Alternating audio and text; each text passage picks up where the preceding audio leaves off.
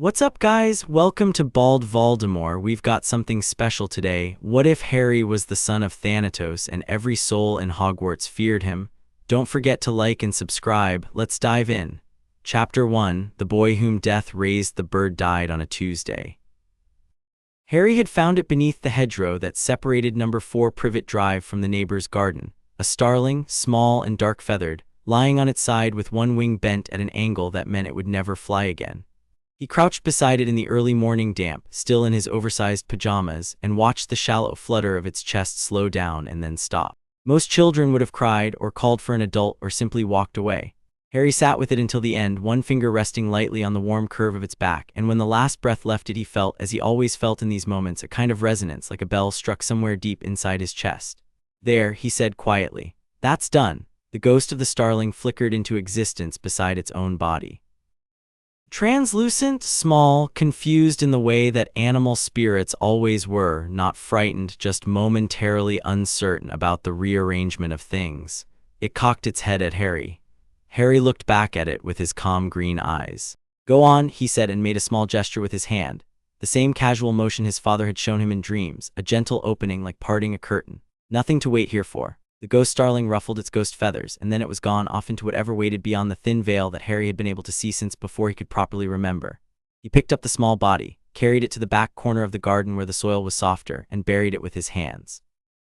Aunt Petunia watched him from the kitchen window with an expression that had long since calcified past horror into something closer to resigned dread. She never asked him what he'd been doing. She never asked about any of it. That was the arrangement at number 4. The Dursleys did not speak about what Harry was. They did not acknowledge the ghosts that occasionally drifted through the house. The previous owner's elderly husband, confused and still searching for his reading glasses, a Victorian woman who sometimes stood in the upstairs hallway and wept softly, a young man in RAF uniform who appeared in Dudley's bedroom once, looked at the sleeping, sprawling shape of Dudley Dursley, and then looked at Harry with an expression of profound sympathy. They did not mention the way the house always felt 10 degrees cooler when Harry was home. They did not talk about the night when Dudley had been 7, and had deliberately cornered Harry in the kitchen, and Harry had turned around with eyes gone silver-black, and said, in a voice that was not quite his own, "I can see how old your soul is, Dudley. Would you like to know when it goes back?" Dudley had not cornered him again. They fed him. They clothed him after a fashion, mostly in Dudley's cast-offs, which hung off Harry's slight frame like he was a coat rack, but clothing nonetheless. They sent him to school, and collected him afterwards, and made sure, in the performative way of people desperate not to be accused of anything specific, that he existed within the parameters of legal child-rearing. And they were afraid of him every single day, and they hated themselves for being afraid of a boy who barely came up to Vernon Dursley's chest, and that self-hatred came out in 100 small cruelties that Harry accepted with the same equanimity he brought to everything. He'd asked Thanatos about it once. This was in the space between sleeping and waking, the threshold, his father called it, which was where Thanatos chose to teach and Harry chose to learn. It had no geography exactly, this place. Sometimes it looked like a garden at dusk. Sometimes it looked like the bottom of a very calm ocean, all gray-green light and distant silence. That night it had looked like a library, bookshelves stretching upward beyond sight, and Thanatos had been sitting across from Harry at a table that existed only because they needed somewhere to put things. Thanatos did not look the way mythology painted him. No wings, though Harry had seen them once. No sword, though Harry understood that was more metaphor than equipment anyway. He looked like a man in his mid-30s with dark hair and eyes like deep water and the particular stillness of something that has never once needed to hurry, because hurrying implies uncertainty about outcomes. He wore his eternity the way some men wore an old coat, completely comfortably without thinking about it. "Why are they frightened of me?" Harry had asked. He would have been 9 perhaps, maybe 10. "I haven't done anything to them." Thanatos had considered this with the seriousness he brought to everything Harry asked, which Harry had always appreciated.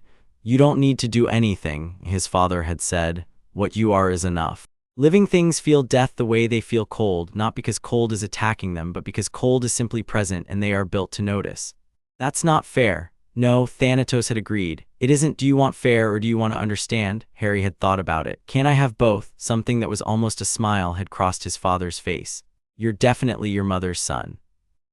Harry had only 2 clear memories of Lily Potter, and he'd spent years polishing them like stones, the warmth of her voice reading to him before bed, and the green light of her eyes when she looked at him, which were exactly the color of his own. Thanatos did not speak about her often, and when he did it was with a precision that Harry recognized as love held at a careful distance, the way you hold something that still hurts to touch directly.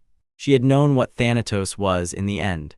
She had loved him anyway, or because of it perhaps, the way certain people are drawn to the exact thing that frightens them most.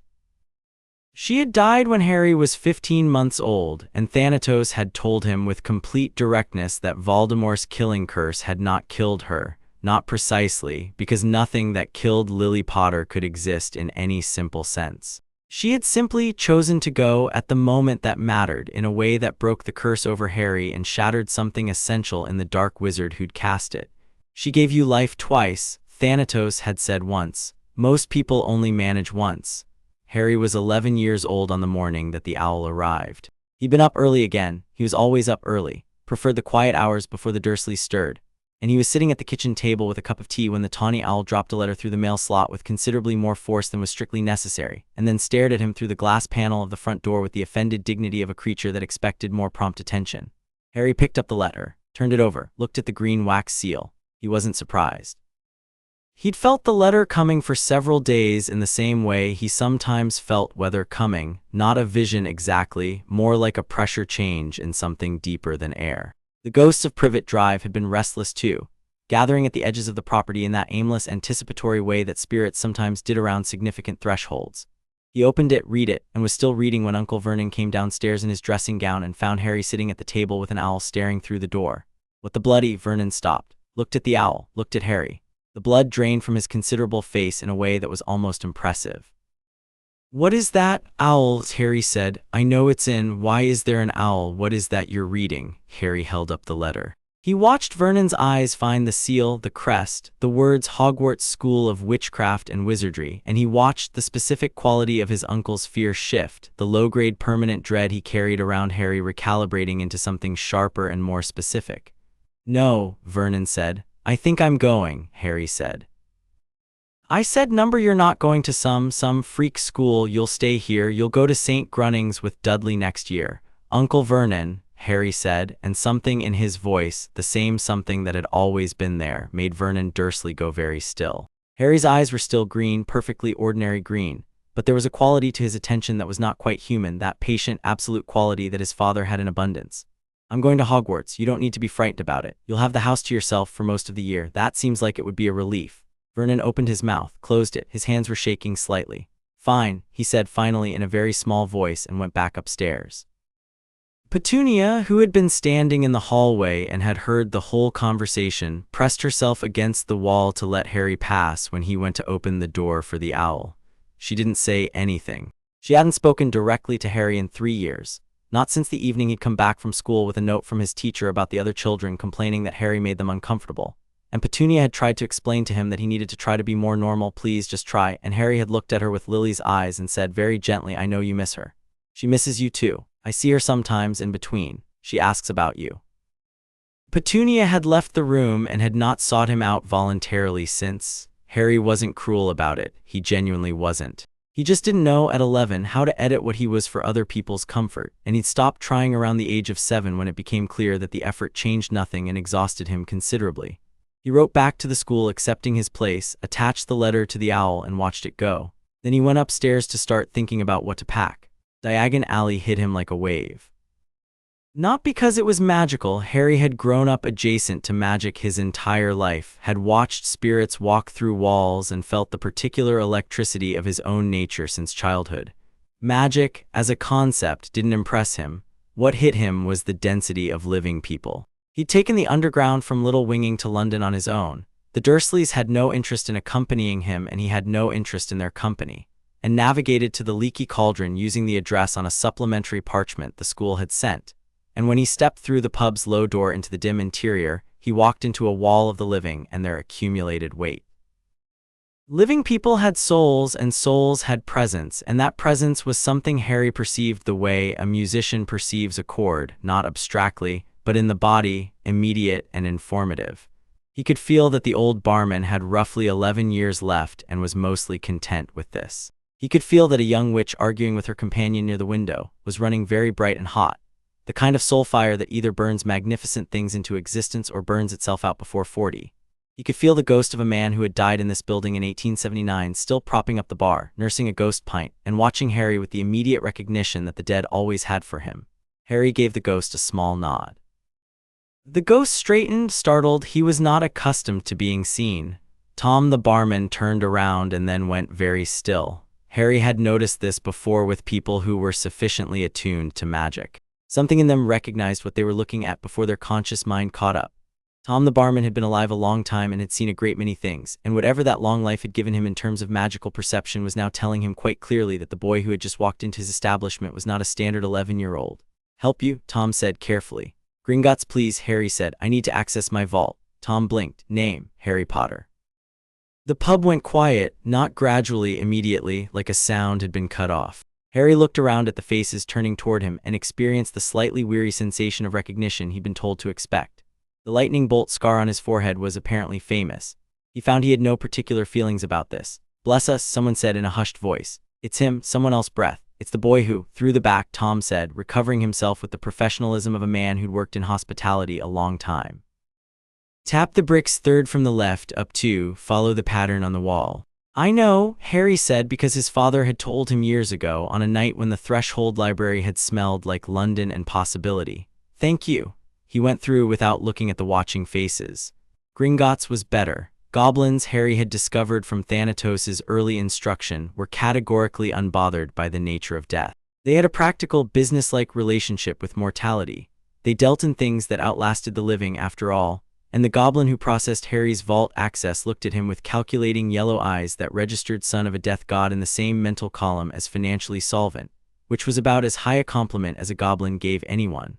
The vault held considerably more gold than Harry had expected. He took what seemed reasonable. His father had given him a baseline understanding of wizarding currency on a night when the threshold had looked like a counting house, all candlelight and old wood, and tried not to think too hard about where exactly this money had come from or what it said about the nature of the Potter estate. Diagon Alley itself was an education. He collected his books first because he genuinely wanted them. Magical theory in particular, he read 6 pages of standing right there in the shop, until the proprietor hovered too obviously in his peripheral vision, and Harry, reading a passage about the philosophical foundations of transfiguration, looked up and said, "This section on material soul bonds is wrong, by the way. Transfiguration doesn't alter the soul of an object, it alters the expression of it. The soul stays fixed," and walked out with his books. Madame Malkin's for robes. A wand at Ollivander's, which was its own experience entirely. Ollivander was ancient in the way that certain humans sometimes were when they had spent enough decades in proximity to real magic that it had started seeping into their bones. He came out from between his shelves and looked at Harry and did exactly what Tom the barman had done, went very still, some deep instinct firing. But Ollivander, unlike most people Harry encountered, did not back away from the stillness. He leaned into it. He studied Harry with pale, lamp-like eyes and said, "Interesting," in the tone of a man filing something important away. "You knew my mother," Harry said. He'd felt at the moment he walked in the specific texture of an old connection, a memory of a soul Ollivander had encountered before. "Lily Evans," Ollivander said, not quite a question. 10¼ inches, willow, swishy, very good for charms work, extraordinary witch. He paused. "Your eyes are very like hers." "I know," Harry said. The wand process took longer than average. Not because Harry was difficult, quite the opposite. Harry accepted Ollivander's trial and rejection procedure with calm patience while wand after wand failed to respond, but because what finally worked was not on the normal shelves. Ollivander went into the back for a long time and came out with something he was handling with visible care. 11 inches, yew and blackthorn twisted together, with a core that Ollivander described in a low, careful voice as asphodel root and shadow iron, which were not standard Ollivander materials at all, which meant he'd been holding this wand for something and had perhaps always known it would eventually have a specific owner. Harry held it and felt it answer him the way living things answered him, a deep, immediate rightness, like a key in a lock that had been waiting a long time. Ollivander looked at the faint silver-black mist that curled from the wand tip when Harry held it and said very quietly, "I wondered if you'd come when I heard Lily had a son." "Here I am," Harry said. "Indeed." Ollivander looked at him steadily. "Be careful with that, Mr. Potter, not because it will hurt you, because of what it will do to the things around you." Harry considered this. "I'm always careful," he said, which was true, and paid 7 gold galleons and left. He bought his cauldron, his telescope, his scales and potion ingredients. And then, because he had time and felt like it, he walked to the far end of the alley where the shops got older and quieter and found the small bookshop that sold things the main shops didn't carry, old things, unusual things, things that didn't quite fit the standard curriculum. He spent 40 minutes there and came out with 3 books that the proprietor had seemed relieved to have sold, and a small piece of obsidian carved into the shape of an owl that had been sitting on the counter, and which the proprietor had pressed into his hand without charge and without explanation. He was on his way back through the alley toward the leaky cauldron when the boy stepped into his path. Pale-haired, well-dressed, with the bearing of someone who'd been told since birth that his bearing was important, and there was something behind his eyes, some quick, assessing intelligence that Harry noticed and filed, because intelligence was always worth noting. The boy was flanked by 2 larger boys who functioned as set dressing clearly, not as genuine companionship. His mother stood a few feet back, elegant and watchful. "You're the Potter boy," the pale-haired boy said. It wasn't a question, it was an establishment of territory. "I heard you were going to Hogwarts." "Malfoy," Harry said, because the soul read gave him names sometimes, not always but sometimes, when the connection was significant enough. He watched the boy's composure flicker. "How did you look like your name," Harry said, which was not quite a lie. Harry Potter. He didn't extend a hand because he wasn't in a social performance and he suspected the other boy understood that.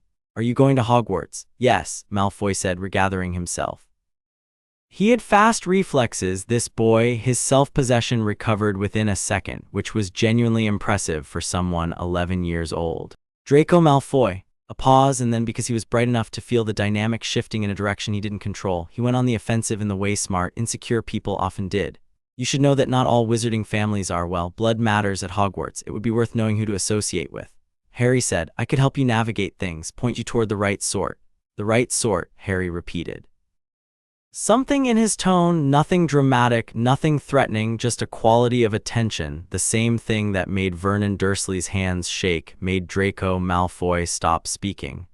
The 2 flanking boys shifted uncomfortably. Even Narcissa Malfoy, 3 feet away, straightened with an instinct that was older than thought.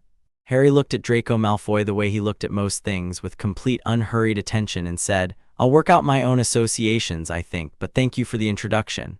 He walked past him. Draco Malfoy, he noticed over his shoulder, did not move for several seconds.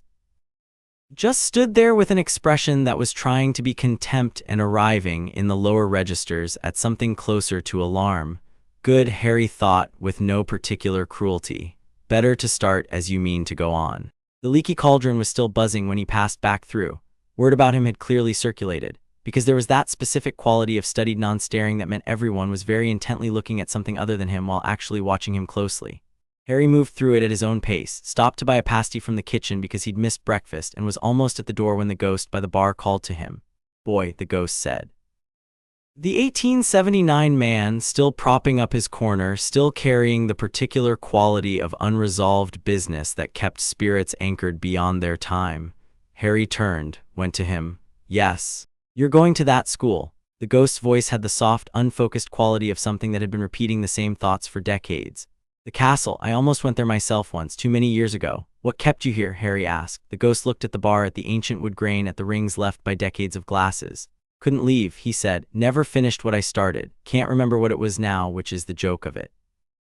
Harry looked at him, really looked, using the sense his father had taught him to trust, the deep read of a soul's structure.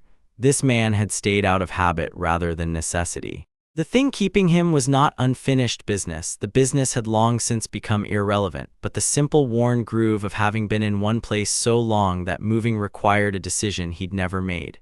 "You can go," Harry said quietly. "The thing you're waiting to finish, it's already done, has been for a long time." The ghost looked at him. Something shifted in the translucent face, confusion first, then a slow, spreading relief, the expression of a man who has been holding his breath for a century and just been told he can stop. "That's simple," the ghost said. "Usually is," Harry said. The ghost looked around the pub once at the people who couldn't see him, at the bar where he'd spent 147 years.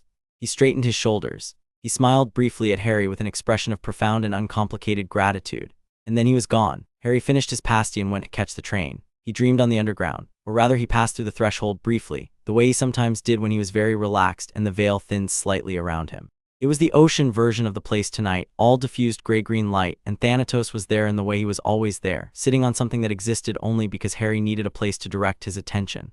Tomorrow, Harry said. Tomorrow, Thanatos agreed. Should I be nervous? His father considered this seriously, as he considered everything. Are you nervous? Harry thought about it. He was something, not nervous in the conventional sense. More like standing at the edge of something vast and unmapped, which was a different feeling. Anticipation without anxiety, or anxiety so deep it had come around the other side into something more like excitement. I want it, Harry said. That's new, I don't usually want things. You wanted your mother's books, Thanatos said. That's reading, that's not the same as wanting to belong somewhere. No, his father said, it isn't. A pause that carried the weight of someone choosing words carefully. The wizarding world will not know what to do with you, Harry. They will be frightened. The frightened ones will be cruel. The clever ones will try to manage you. The very clever ones will try to use you. I know, Harry said. Knowing doesn't make it easier. It makes it cleaner, Harry said. I'd rather know.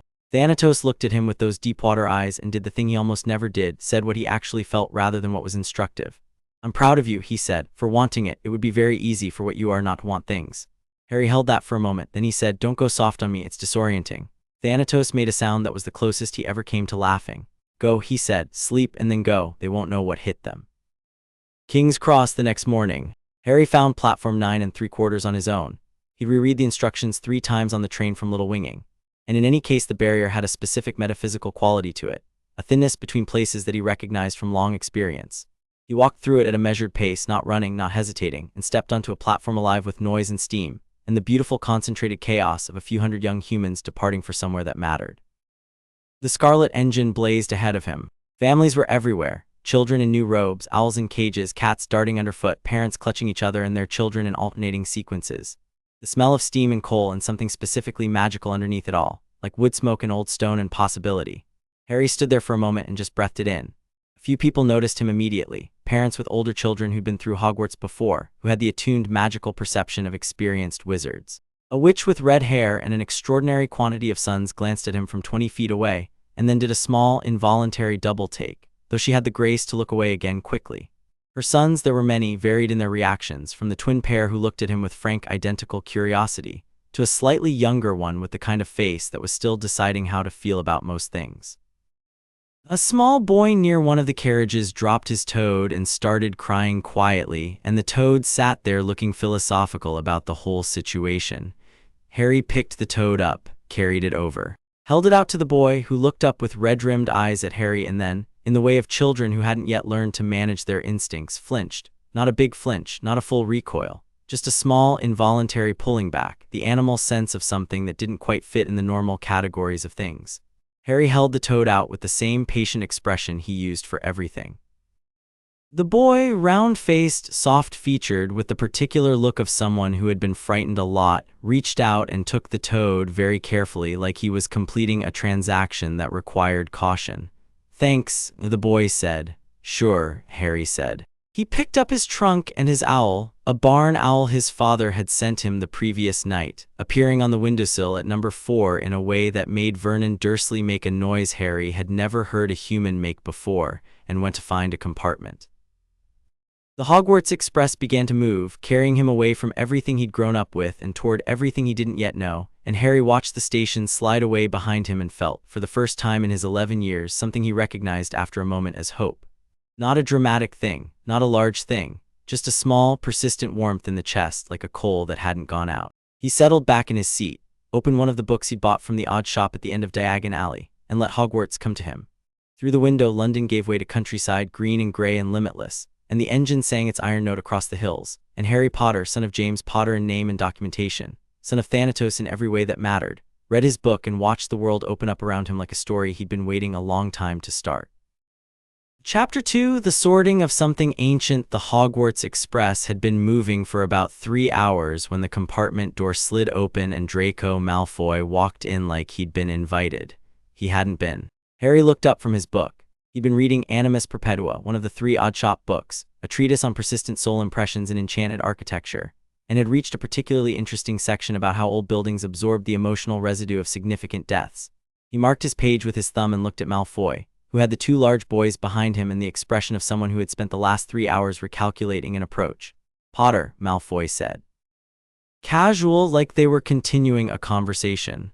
Malfoy, Harry said, in exactly the same tone. Malfoy stepped in, glanced at the empty seats, and sat down across from Harry with the ease of someone who assumed space was his by default. The two large boys positioned themselves in the doorway. Harry noticed they were careful not to fully enter the compartment. "I've been thinking," Malfoy said. "Good habit," Harry said. Malfoy's jaw tightened almost imperceptibly. "About what I said yesterday, in the alley. I think I may have approached it poorly." Harry waited. "The offer stands," Malfoy said, and this time there was something more genuine underneath the performance, an actual attempt at something which Harry found more interesting than the posturing. "Not as charity. As mutual benefit. You're the boy who lived, I'm a Malfoy. Those are two significant names. Together they'd set a certain tone from the start." "You're frightened of me," Harry said. The compartment went very still. Malfoy's face did several things in quick succession, a flash of something real, quickly armored over, quickly converted to contempt. "I beg you were frightened of me in the alley," Harry said, not unkindly, because it wasn't an accusation, just an observation. "You're frightened of me now. That's why you came back, not because you want to be friends, but because being near something that frightens you feels more manageable than being away from it and wondering about it." He paused. "That's actually a smart instinct." Draco Malfoy stared at him. "The offer," Harry said, "is kind in its way, but I don't trade in names. When I decide who I'm spending time with, it won't be because of what it looks like." He picked up his book again. "But you're welcome to sit here if you like. It's a long journey, and your friends look like they have about 3 topics between them." One of the large boys, Crabbe or Goyle, Harry had no strong investment in distinguishing them yet, made a sound of mild offense. Malfoy was still staring at Harry with an expression that had stopped performing and become something more genuine, which was the most interesting thing about him so far. He stood up, straightened his robes with a sharp, precise movement. "I'll find somewhere else," he said, and there was something in it that wasn't quite anger, more like a person who has had their map taken away and is deciding whether to ask for directions or pretend they know where they're going. "Doors open," Harry said, and went back to his book. He heard Malfoy leave, heard the door slide shut, and then heard it immediately slide open again. Different footsteps this time, lighter, quicker, and a voice. "Sorry, is it all right if everywhere else is full and oh." Harry looked up. A girl with a great deal of bushy brown hair stood in the doorway with a cat under her arm and an expression that had been about to ask a question and had forgotten the question mid-sentence. She was looking at Harry with the particular expression of someone whose instincts were saying one thing and whose curiosity was saying something completely different. And the curiosity was clearly winning because instead of backing away, she leaned in slightly, like a naturalist who has spotted something interesting. "You're Harry Potter," she said. "Yes," Harry said. "I'm Hermione Granger," she said. "I've read about you, about what happened when you were a baby, the history of it. And there are some theories about the magical mechanics of what Voldemort's curse did that I find very questionable, actually, because the standard explanation doesn't account for the binding variables in." She caught herself, seemed to realize she'd started a lecture she hadn't been invited to give, and recalibrated. "May I sit down, please?" Harry said. She sat, settled her cat, a flat-faced, judgmental-looking thing that immediately stared at Harry with the specific attention that animals often gave him, and then continued looking at Harry herself, except her look was different from all the others he'd collected today. It wasn't fear dressed up as something else. It wasn't worship or calculation. It was just interest, clear, unguarded intellectual interest. "You feel different," she said, then immediately pressed her lips together. "Sorry, that was rude." "Not rude," Harry said. "Accurate. Do you know why? I mean, obviously you must have some awareness of how you seem to other people, given how people were reacting to you at King's Cross.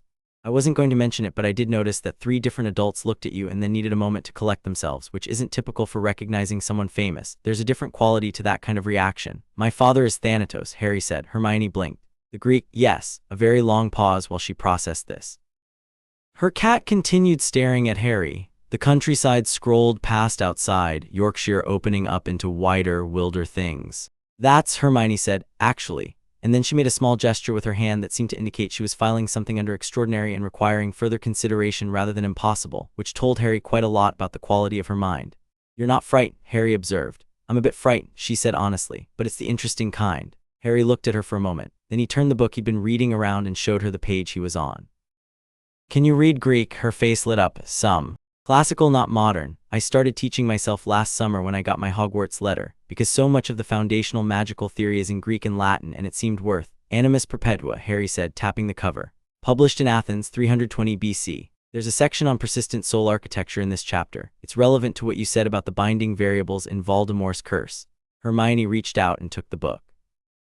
She read for 7 minutes without speaking. Harry watched the moors open up outside and listened to the quiet. "This is remarkable," she said finally. "Where did you get this?" "Odd shop at the end of Diagon Alley," Harry said. "I think the man was relieved to see it go." Hermione looked up at him with an expression that had fully moved past uncertainty into something straightforward and decided. "I think," she said, "that we might be friends." "I think so too," Harry said. They were still talking, Hermione asking questions with the rapid-fire precision of a person who had been waiting for someone to ask questions too. Harry answering with the particular economy of someone who had never had to perform knowledge to be taken seriously. When the compartment door opened a third time and a round-faced boy looked in, red-eyed, holding a toad. "Trevor's gone again," the boy said to no one in particular, with the air of someone delivering a verdict rather than seeking assistance. Harry looked at him. "Try the luggage rack 2 carriages back," he said. "He got up there through the ventilation grill. He seems to like heights." The boy, Neville, Harry's instinct supplied, though he couldn't have explained exactly how, looked at him with those still frightened eyes and the particular expression of someone who very much wants to leave but has been given a specific reason to stay.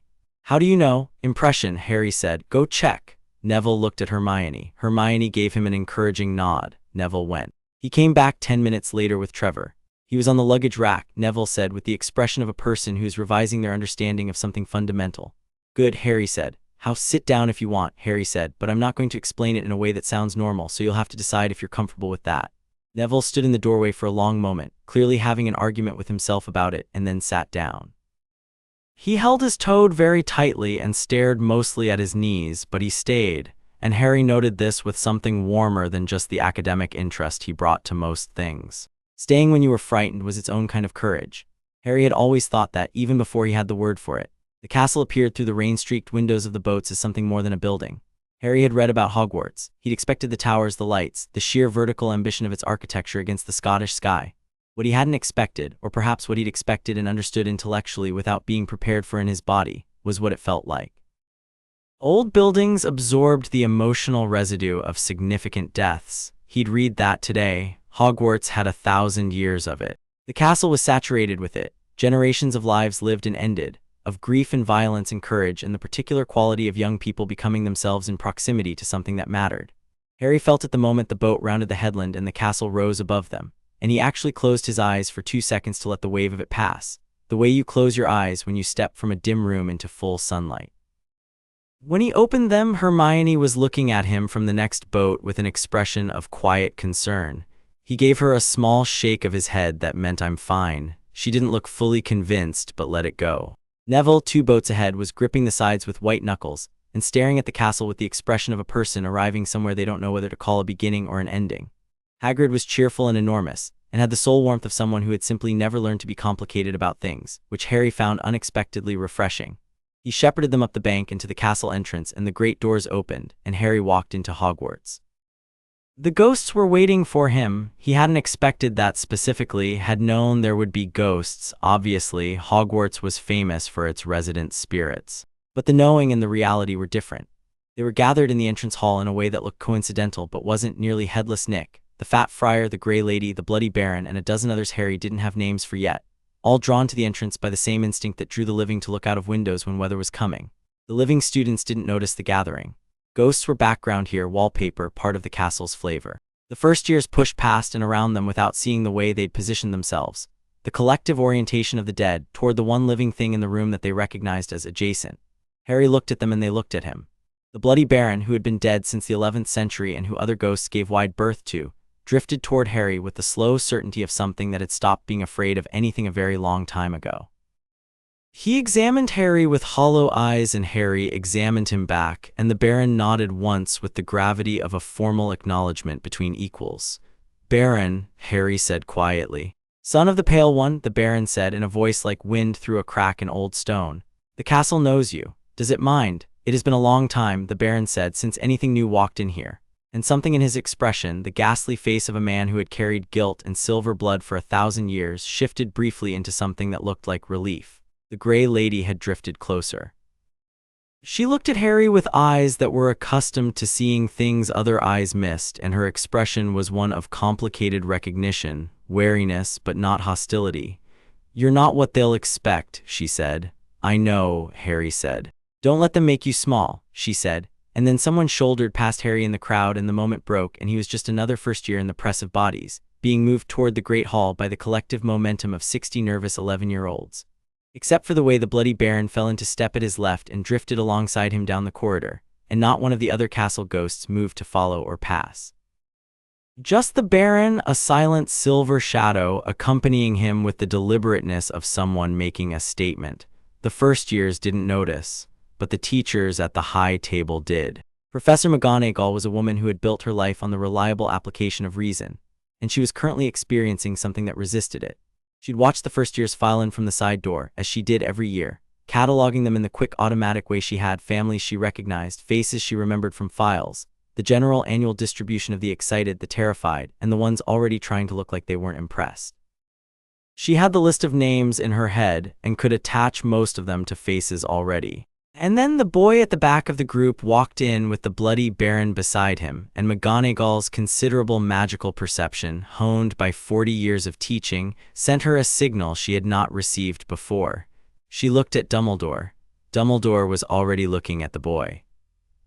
His expression was careful and interested in a way that told McGonagall he was not surprised, not fully, which meant he'd had information or suspicion she hadn't been party to, which she would be having words with him about later.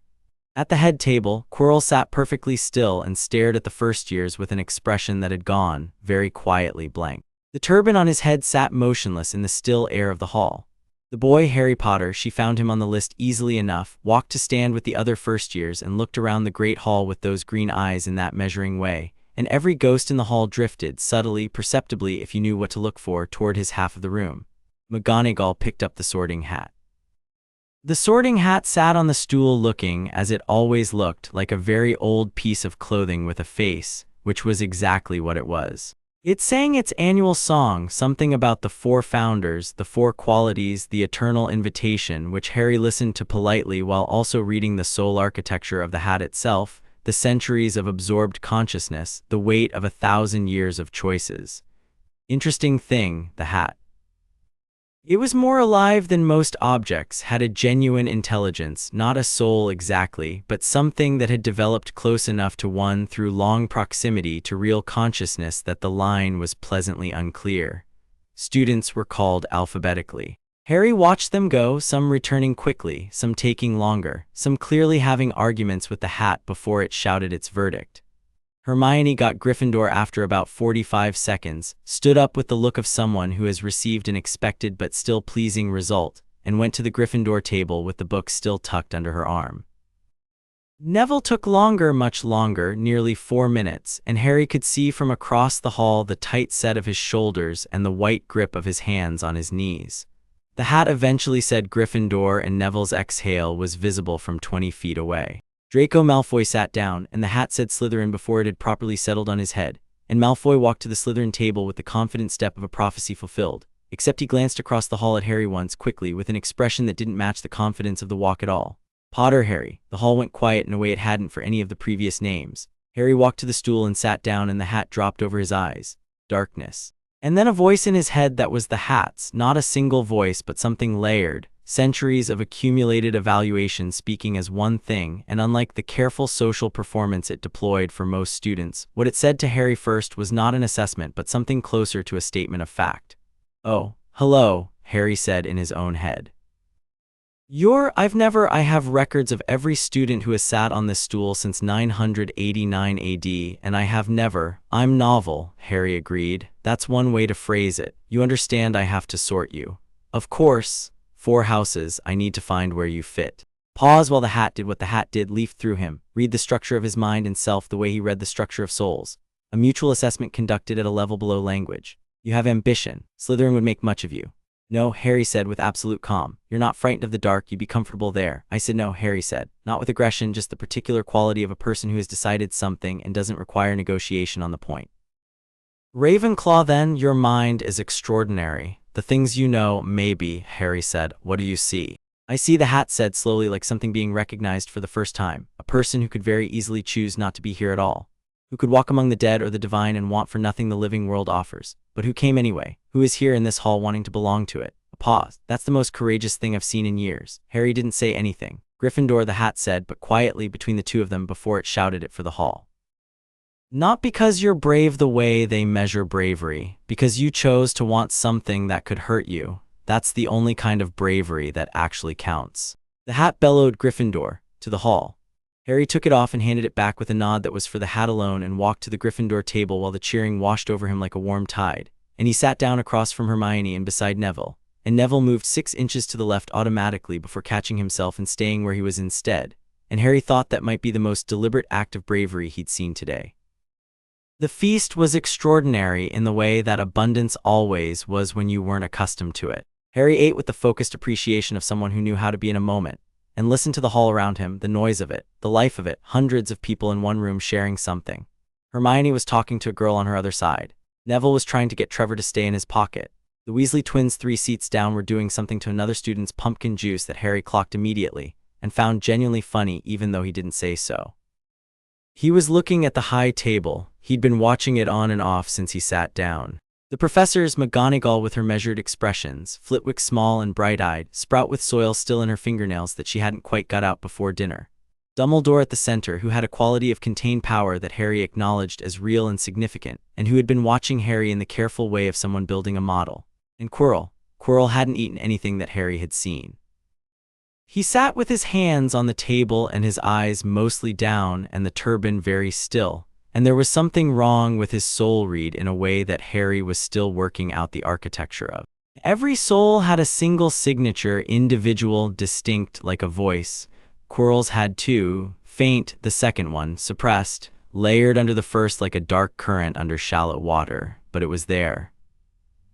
Harry was still thinking about this when Dumbledore stood and gave a speech that Harry half listened to while cataloging the second signature problem, and then said something about the third-floor corridor, and Harry filed that away as potentially relevant. And then the feast ended and the prefects collected the first years and herded them upstairs. The Gryffindor common room was a shock of warmth and red that Harry found surprisingly pleasant. The fat lady gave him a long look before she swung open, and he was fairly sure she was going to have things to say in the coming weeks. Percy Weasley, the prefect, gave a very thorough orientation speech that Harry listened to without interrupting, even the parts he already knew. The dormitory was up a spiral staircase, 5 beds, and Harry's was at the end by the window, and he sat on it and looked out at the Scottish night, proper dark out here, no city light, stars visible, the lake a black mirror below. Neville was on the bed 2 spots over, already in his pajamas, clearly making the intense effort of a person trying to go to sleep and pretending not to be aware of Harry. Ron Weasley, the red-haired boy from King's Cross whose name and connection Harry now had, was in the middle bed eating something from his trunk with the philosophical calm of someone who had decided to worry about tomorrow. So, Ron said at the ceiling, chewing something. "You're Harry Potter then?" "Yes," Harry said, "and you're—" Ron made a vague gesture with the thing he was eating that managed to indicate the death god thing without specifying it. "That." "Yes," Harry said. Ron chewed thoughtfully. "Does that mean you can see ghosts?" "Yes, like all the time. Ron considered this. "Is that weird?" "It's normal for me," Harry said. "Does it bother you?" "No," Harry said. "Right," Ron said, and ate the rest of his whatever it was and rolled over and went to sleep with a directness that Harry found entirely appealing.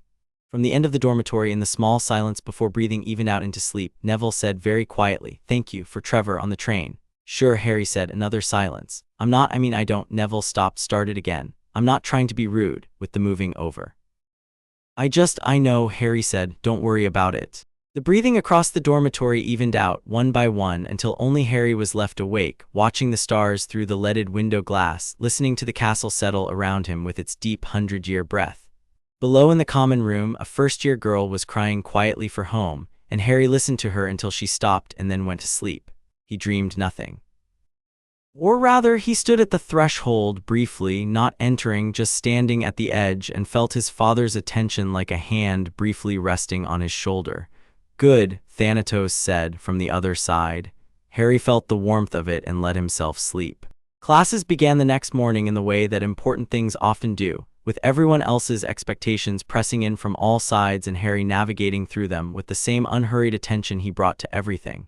Potions was first, which meant Snape, and Snape was a revelation in the specific sense of revealing something Harry had not been expecting. He had a complex soul, Severus Snape. Grief-heavy, wound-around guilt in a way that structural analysis made legible even if the story behind it wasn't immediately obvious. He walked into the dungeon classroom with his robes like a weapon and his voice like controlled cold, and Harry noticed immediately that the room temperature, already cool in the dungeons, dropped 2 further degrees when Snape's attention landed on Harry. not because Harry scared him, exactly. But because whatever magical sensitivity Snape had, whatever skill born of decades of proximity to dark magic and darker people, was telling him something about Harry that his conscious mind hadn't caught up with yet, and Snape responded to things he didn't understand by going colder and sharper. Harry filed this as useful. Potter, Snape said, pausing in his opening lecture, which was already a performance in controlled menace.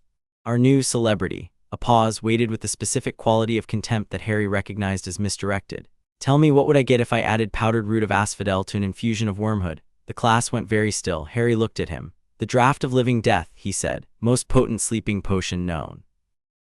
Asphodel is from the lily family. It grows in the meadows of the underworld.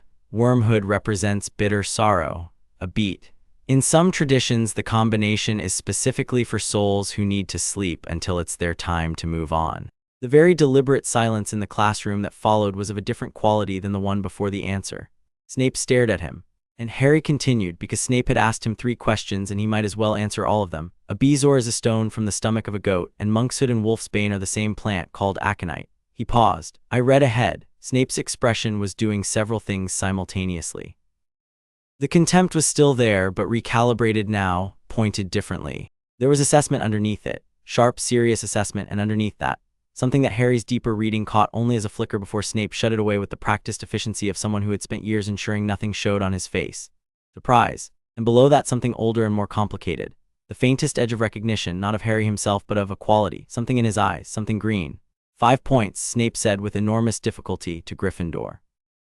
And don't let that become a habit. He moved on to someone else, and Harry opened his textbook, and Hermione leaned over from the next stool and whispered, How did you know about the asphodel lore? My father told me, Harry said. Hermione wrote this down in her notes like a citation and said nothing more, which was exactly the right response. Defense against the dark arts was last in the day's rotation. Quirrell's classroom smelled of garlic in a density that was nearly architectural, and the purple turban caught the torchlight in ways that made it difficult not to look at. He taught with the stuttering nervousness that Harry had already marked as performance, not because Quirrell wasn't nervous, but because the nervousness was far less total than he presented it. Underneath the stutter and the anxious flickering eyes was someone quite controlled, who was choosing how much to reveal.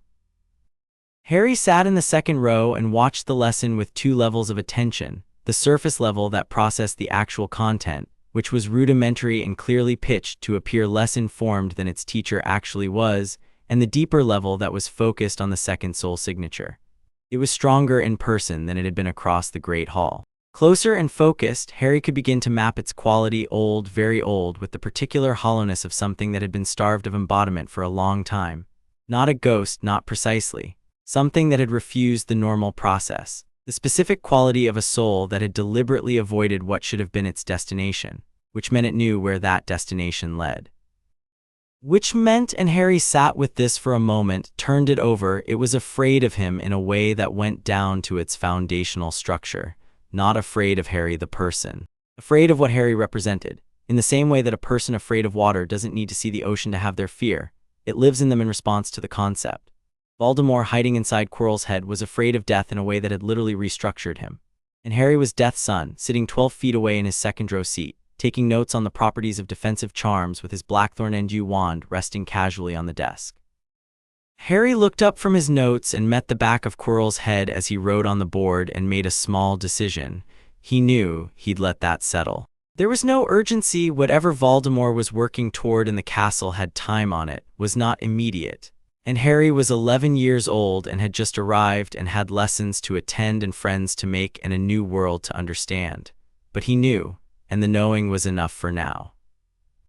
After class in the corridor, Quirrell turned around to tidy his desk and glanced up, and for one unguarded half-second met Harry's eyes. And in that half-second the stutter vanished and the nervousness vanished, and what looked out at Harry from behind Queerness Quirrell's face was the raw ancient terror of something that had spent its whole existence running from the one thing that could never be outrun. Harry looked back at it with the calm of deep water. Quirrell looked away first. His hands on the parchment were shaking. Harry picked up his bag and walked out into the corridor, where Hermione was waiting with 3 questions about the lesson and Ron was waiting with a packet of crisps. And Neville was holding Trevor with both hands and looking at Harry with an expression that was still scared but was, perhaps, just slightly less scared than it had been that morning. The castle stretched above them, ancient and alive, saturated with its 1,000 years of souls, and Harry Potter walked through it like he belonged there because he decided to, and that decision once made was the kind that didn't get unmade. Somewhere in the walls, the Bloody Baron drifted along a parallel corridor, keeping a quiet and unasked-for watch. And on the third floor behind a locked door, something growled at nothing in particular. And the year began. Chapter 3: What Ghosts Remember the First Week at Hogwarts. Established patterns. Harry noticed patterns the way other people noticed, whether automatically, without effort, as information the body collected before the mind asked for it. The pattern of Neville's fear, which was easing in small increments, not because Neville had decided Harry wasn't frightening, but because repeated proximity was teaching him that frightening and dangerous were not the same thing. The pattern of Ron's approach to friendship, which was lateral and food-based, and involved a lot of commentary on things that had nothing to do with what was actually being communicated. Pattern of Hermione, whose questions were accelerating, and whose original wariness had compressed itself into something so small it had effectively ceased to function. And the pattern of everyone else. In the corridors between classes, students moved around Harry the way water moved around a stone, not running, not overtly afraid, but creating a consistent radius of slightly more space than they gave each other. Second years who passed him in the staircases went quiet in a way that was involuntary. A fourth-year girl had stopped mid-sentence when Harry rounded a corner toward her, and then continued her sentence after he passed, and Harry had watched her friend touch her arm and say, "Are you all right?" with genuine concern. He wasn't doing anything. He was walking. He had his bag over his shoulder and his wand in his pocket, and Hermione's argument about the inaccuracies in A History of Magic's account of the Goblin Rebellions was still in his head because it was a good argument. He was just himself, and himself was enough. By Thursday, he'd mapped most of the castle's emotional geography, not its physical layout, though he had that too, largely partly from studying the structure of the building, and partly because old buildings told you things if you knew how to listen. But the emotional map was more interesting, where the grief was densest, where the joy had accumulated over centuries of students doing the particular joyful things that young people did in spaces that felt safe. The third-floor corridor, forbidden, where something that was not grief and not joy, but something older and more animal radiated faintly through the locked door. The room that Harry couldn't quite locate yet but could feel somewhere on the 7th floor, which pulsed with the specific warmth of a place that had absorbed a very long history of being needed. And the places the ghosts gathered. Hogwarts had more ghosts than it's famous for. Most of them were not the official residents, not Nick or the Friar or the Lady or the Baron, but the quieter ones, the accumulated dead of 1,000 years of habitation. Students who had died here, professors long gone, a groundskeeper from the 1600s who still raked the same patch of garden every night. They drifted through the castle in their orbits, most of them not fixed the way the living thought ghosts were, not attached to single rooms or single memories, but moving through the building in patterns that had their own logic, revisiting the places that had mattered most to them with the gentle persistence of memory. They had all within the first 3 days come to look at Harry, not intrusively, not all at once, but one by one, in the way that the dead had of making themselves known to those who could see them. A shimmer at the edge of vision, a deliberate appearance in a doorway, a quiet drift past during a meal. They looked and registered, and something in the collective understanding of Hogwarts dead shifted, the way a flock of birds shifts in flight, the whole organism recalibrating around new information. Harry acknowledged each of them when he could do it without drawing the attention of the living. He was not performing, he simply believed, the way his father had taught him, that the dead deserved the same basic courtesy as the living, which in practice meant not pretending they weren't there. The Grey Lady had stopped twice now in corridors to look at him. She hadn't said anything beyond their exchange in the entrance hall. Harry let her look and said nothing back, because she would speak when she had something to say and he was not going to push. It was Peeves who broke the established quiet. Thursday evening, third-floor corridor, where he absolutely wasn't supposed to be. In fairness, Harry hadn't been heading for the third-floor corridor specifically. He'd been following something, a pull, the kind he'd been feeling intermittently since arriving, like a compass needle insisting on its direction. He'd followed it after dinner while Hermione was in the library and Ron was playing chess with Fred Weasley, and it had brought him up to the 3rd floor and down the left corridor and stopped outside the locked door. He stood in front of it, felt the thing on the other side, the animal presence, enormous, layered, 3 distinct soul signatures in one body, which shouldn't have been possible and yet was. 3-headed then, and the smell coming faintly under the door was warm and alive, something like a large dog. He was thinking about whether there was a reasonable pretext for getting through the door just to look when Peeves arrived. Peeves was not like the other ghosts. He was a poltergeist, which was its own category, not the lingering consciousness of a specific dead person, but something that had accumulated from the residue of chaos and conflict over centuries of adolescence. A selfhood born out of collective energy rather than individual soul. Harry had been told about him by the older students at dinner, and had filed it under interesting but not immediately relevant. The poltergeist materialized above him in the corridor with the gleeful violence of something that had been waiting for an audience, and immediately launched into a torrent of noise, singing, shrieking, a burst of something that might have been a song about flobberworms, and then dove toward Harry's head with a bottle of ink that had clearly been salvaged from somewhere and was absolutely going to be deployed on Harry's robes. Harry looked up. He didn't say anything. He didn't reach for his wand. He just looked at Peeves with the full weight of his complete and unhurried attention, the same attention that made Snape go cold and made Quirrell's hands shake. And the thing about Peeves, the thing about any consciousness, however chaotically assembled, was that at some level, however deep, it knew what it was looking at. Peeves stopped. Mid-dive, bottle raised, mouth open for the next sound. The corridor went absolutely silent. Not the silence of absence, the silence of presence, the specific quality of a silence that has weight and direction. Down the corridor, 2 second-year students who had been arguing about something came around the corner and stopped dead. One of them grabbed the other's arm. Neither of them seemed entirely sure what they were seeing, but both of them were sure they didn't want to be near it. Peeves, floating in the corridor with his ink bottle, looked at Harry with the expression of something that didn't have the architecture for fear precisely, had never needed it, had never in its accumulated centuries of chaos ever encountered something that activated whatever the poltergeist equivalent of that instinct was, and was now encountering it. The ink bottle lowered very slowly. "Now then," Peeves said, and his voice had lost its shrieking edge and come out in a register Harry had never heard from him and suspected most people hadn't. Normal, almost quiet. "What have we here?" "Peeves," Harry said. "Don't." The second-year students in the background, reading the room, left. Peeves floated there and looked at Harry, and Harry could see the ancient animal of the poltergeist running calculations, not thought exactly, but the older thing under thought, the assessment of something against which its normal strategies had no purchase. "You can see me properly," Peeves said. "Not like they see me. You see the what I—" He stopped. This was clearly territory he'd never visited in language before. "Yes," Harry said. Peeves looked at him for another long moment. Then, with the abrupt directness of something that had decided, he said, "You'll leave the dungeons alone then, will you? The ones on the lower level. There's something there. The students go down there and it disturbs it, and when it's disturbed, it disturbs me." Harry looked at him. "What's down there?" "Don't know," Peeves said, with the first ever instance Harry suspected of Peeves admitting not knowing to a student. "Don't want to, but it's old and it's dark and it doesn't sit right." A pause. "You'd feel it, your sort would." "I'll look into it," Harry said. Peeves stared at him for another beat. Then, with the complete recovery of a consciousness that had no long-term memory for self-consciousness, he did a small upside-down loop in the air, said "Right then, carry on," and vanished around a corner where Harry heard a crash and a shriek and what sounded like a suit of armor being enthusiastically relocated. Harry turned back to the locked door. The 3 soul presence behind it shifted and then settled. He went back downstairs.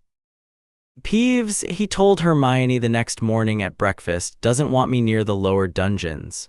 Hermione's spoon stopped halfway to her mouth. "Peeves told you things."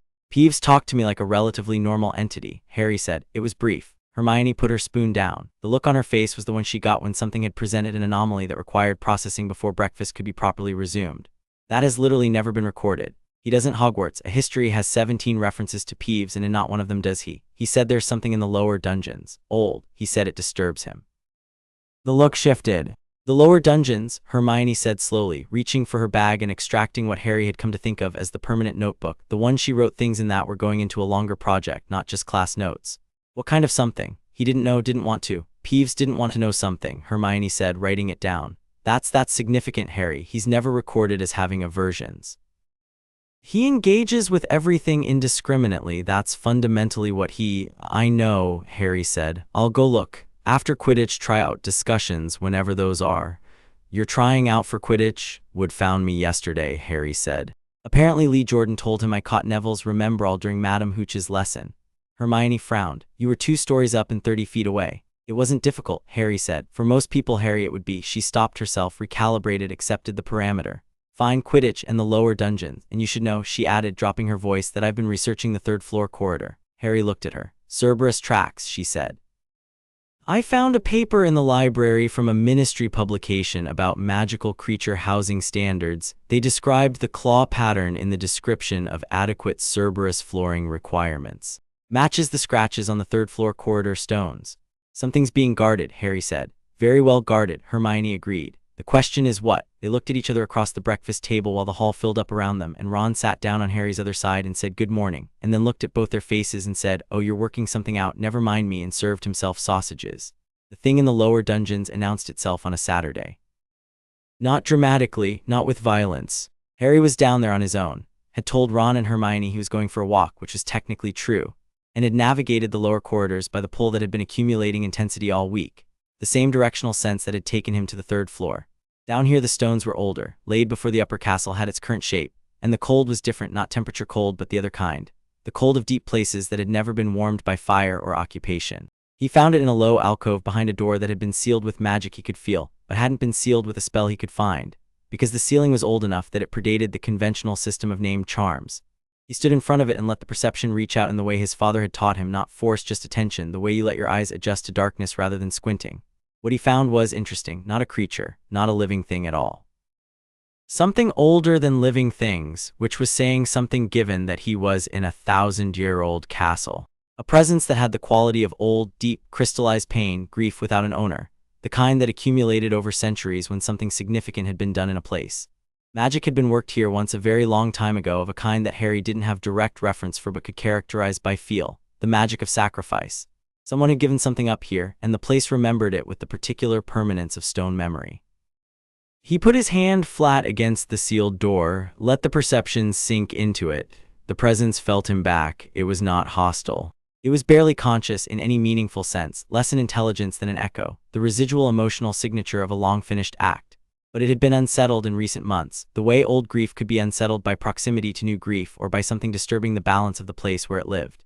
And what had been disturbing it, Harry could now feel, was the second soul signature, the dark current that ran under Quirrell's surface. Voldemort had been down here. Had come here and had touched something, or tried to. Had poked at the old wound of this place with the particular insensitivity of someone who understood power but not the things beneath power. "You're all right," Harry said quietly to the presence in the stone. "Whatever it was, it's gone now." The cold in the alcove shifted. Not warmed, that wasn't quite it. More like the quality of the cold changed, became less watchful and more still. The way sleep was different from wakefulness even when both were quiet. Harry stood there for a few minutes longer, not doing anything specific, just being present, which was sometimes all that old pain needed. To be acknowledged without being asked to perform itself or explain itself or go away. Then he went back upstairs. Hermione was waiting in the common room with the permanent notebook and 3 new books she'd extracted from the restricted section by writing an extremely compelling case in a formal note to McGonagall about the necessity of independent research for advanced students. A strategy Harry had watched with professional admiration. "What was down there?" she said before he'd properly come through the portrait hole. He told her. She listened with the full-body attention she gave to things that mattered, notebook open but not writing, which was her serious mode. When he finished, she was quiet for a moment, then said, "A sacrifice, old magic. Voldemort's been interacting with it. Trying to use it somehow," Harry said. "Or understand it. The presence is, it repelled him, I think. Whatever was sacrificed there had a quality that's antithetical to what he is." Hermione looked at him. "What quality?" Harry thought about how to say it. "The willingness to give something up," he said finally. "Real sacrifice. That kind of magic." He paused, looked for the right framing. "It's the same class of magic as what my mother did. The kind that changes the structure of things rather than just acting on them. Voldemort can't replicate it and he can't use it, and I think being near it," he turned his hand over, looking at his palm, "I think it frightens him in a specific way." The common room was quiet around them. Evening, most people at dinner or in the corridors. The fire was warm and the red and gold light made everything feel more contained than the open night beyond the windows. Hermione said carefully, "Does Voldemort know you're here? Specifically, does he know what you are?" "He will," Harry said. "He's perceptive enough. By now he probably has some idea." He looked at the fire. "He hid in Quirrell's head specifically so he could be at Hogwarts without being exposed. He's after something in the castle. The Cerberus on the 3rd floor, the thing behind the locked door, whatever it's guarding is what he's here for." "The Philosopher's Stone," Hermione said. "I've been researching Nicholas Flamel." "Yes," Harry said, because he'd been thinking the same thing from a different direction. "So Voldemort wants the stone," Hermione said, "and he's inside a professor, and the thing guarding it could be disturbed if someone sufficiently powerful tried hard enough." "Yes, and you already know who he is." "Yes." Hermione looked at him steadily. "What are you going to do?" Harry was quiet for a moment. Not uncertain, he wasn't uncertain about this. He was just composing the answer precisely because it was a question that deserved precision. Nothing yet, he said. He can't get the stone without going through the third-floor defenses, and he's not ready for that. When he moves, I'll know. He paused. And when I know, I'll go. We'll go, Hermione said in a tone that was not a question. Harry looked at her, this girl who had walked into his compartment on the train and decided with the clear-eyed pragmatism of someone who trusted her own assessment that he was worth knowing. Who had sat with him for 2 weeks and asked every difficult question directly and never once asked him to be something different. You don't have to, he said. I know, she said. We'll go. From the boys' staircase, Ron appeared, returned from dinner with a plate he'd somehow liberated from the hall. He looked at their faces and said, "Right, how bad is it?" and sat down. Hermione opened her notebook. Ron sighed, set down his plate, and leaned in. The defense against the dark arts classroom was, Harry had decided, the most deliberately misleading room in the castle. Not the decor, the garlic and the purple fabrics and the weird smells were what they were, but the quality of what was being taught compared to the quality of the person teaching it. Quirrell, when he was actually deploying his real knowledge, which slipped through occasionally the way sunlight slipped through a cloud cover he was maintaining with effort, was genuinely expert. The section on protective enchantments in the third week had moments of real depth, insights into counter-curse mechanics that the textbook didn't cover and that Harry suspected were not in the standard curriculum at all. The second soul signature was more awake in these moments. Harry watched Quirrell at the board from his second-row seat and thought about what it cost the man, hosting something that had no body and all the hunger that implied. The soul signature of Voldemort carried its own weight, and the weight was considerable, ancient and dense and compressed by decades of dark magic, like a star going wrong in on itself. How much of what remained of Quirinius Quirrell was still functional, still recognizably himself, was a question Harry couldn't fully answer from the outside. After class, the corridor. Harry let the other students go first. He stayed to put away his books with deliberate slowness, and when the room had emptied, he was still at his desk, and Quirrell was at the board erasing his notes with a hand that was careful not to shake. "Professor," Harry said. Quirrell turned around. There it was, the full-face flash of the second consciousness, quicker this time, because they were alone and there was no performance to maintain for the rest of the class, and the instinct response was faster than the management of it. Voldemort's awareness, behind Quirrell's eyes, looking at Harry with the total undisguised terror of something confronting its fundamental opposite. Harry looked back at it with the deep-water calm he'd inherited from his father. "Your explanation of the blocking charm was incomplete," Harry said. "The counter-movement is a quarter beat earlier than you showed. The timing matters." Quirrell stared at him. "Also," Harry said, picking up his bag, "the garlic is for the wrong kind of deterrence. Whatever you're trying to keep out, garlic won't do it." He left. In the corridor he didn't look back, but he could feel it, the consciousness behind Quirrell's face recalibrating in the way he'd been watching it recalibrate all term, the growing awareness of something that had spent its whole existence calculating power and obstacles, and was currently unable to calculate this one. Harry was not an obstacle it had encountered before. He didn't fit the categories, not an enemy in any useful sense, not an ally, not a tool, something outside the framework entirely. That, Harry knew from experience with every kind of frightened thing, was the most disorienting position to be in. Good, let it be disoriented. The conversation with the Grey Lady happened on a Wednesday evening in November, in a window embrasure on the 5th floor where the stone was cold and the view was the dark lake and the grounds beyond it. Harry had been there on his own for about 20 minutes, the pull again, this time directional in a way that had brought him to this specific window at this specific hour. He'd been sitting in the deep stone window recess with his blackthorn endew wand lying across his knees, running his finger along the join between the wand's two woods and thinking about nothing specific, when the Grey Lady appeared. She materialized slowly, not the abrupt appearance that most ghosts used, but a gradual solidifying, like frost forming on glass.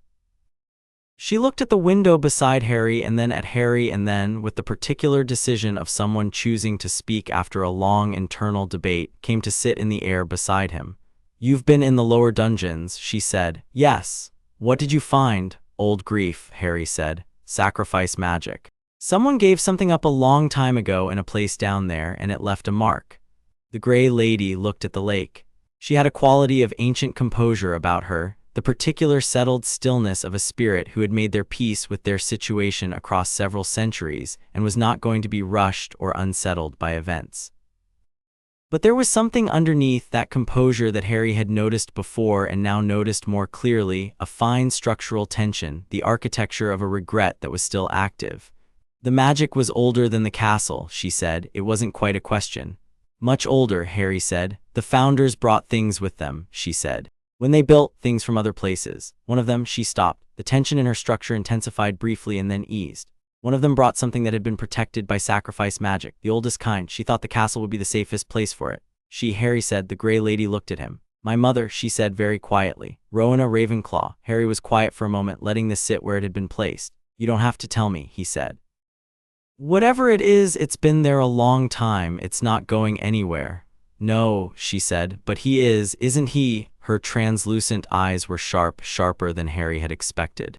The one inside the professor. I felt him in the castle. The way things feel him, the portraits, the enchantments, things with memory, they know what he is. Yes, Harry said, and you?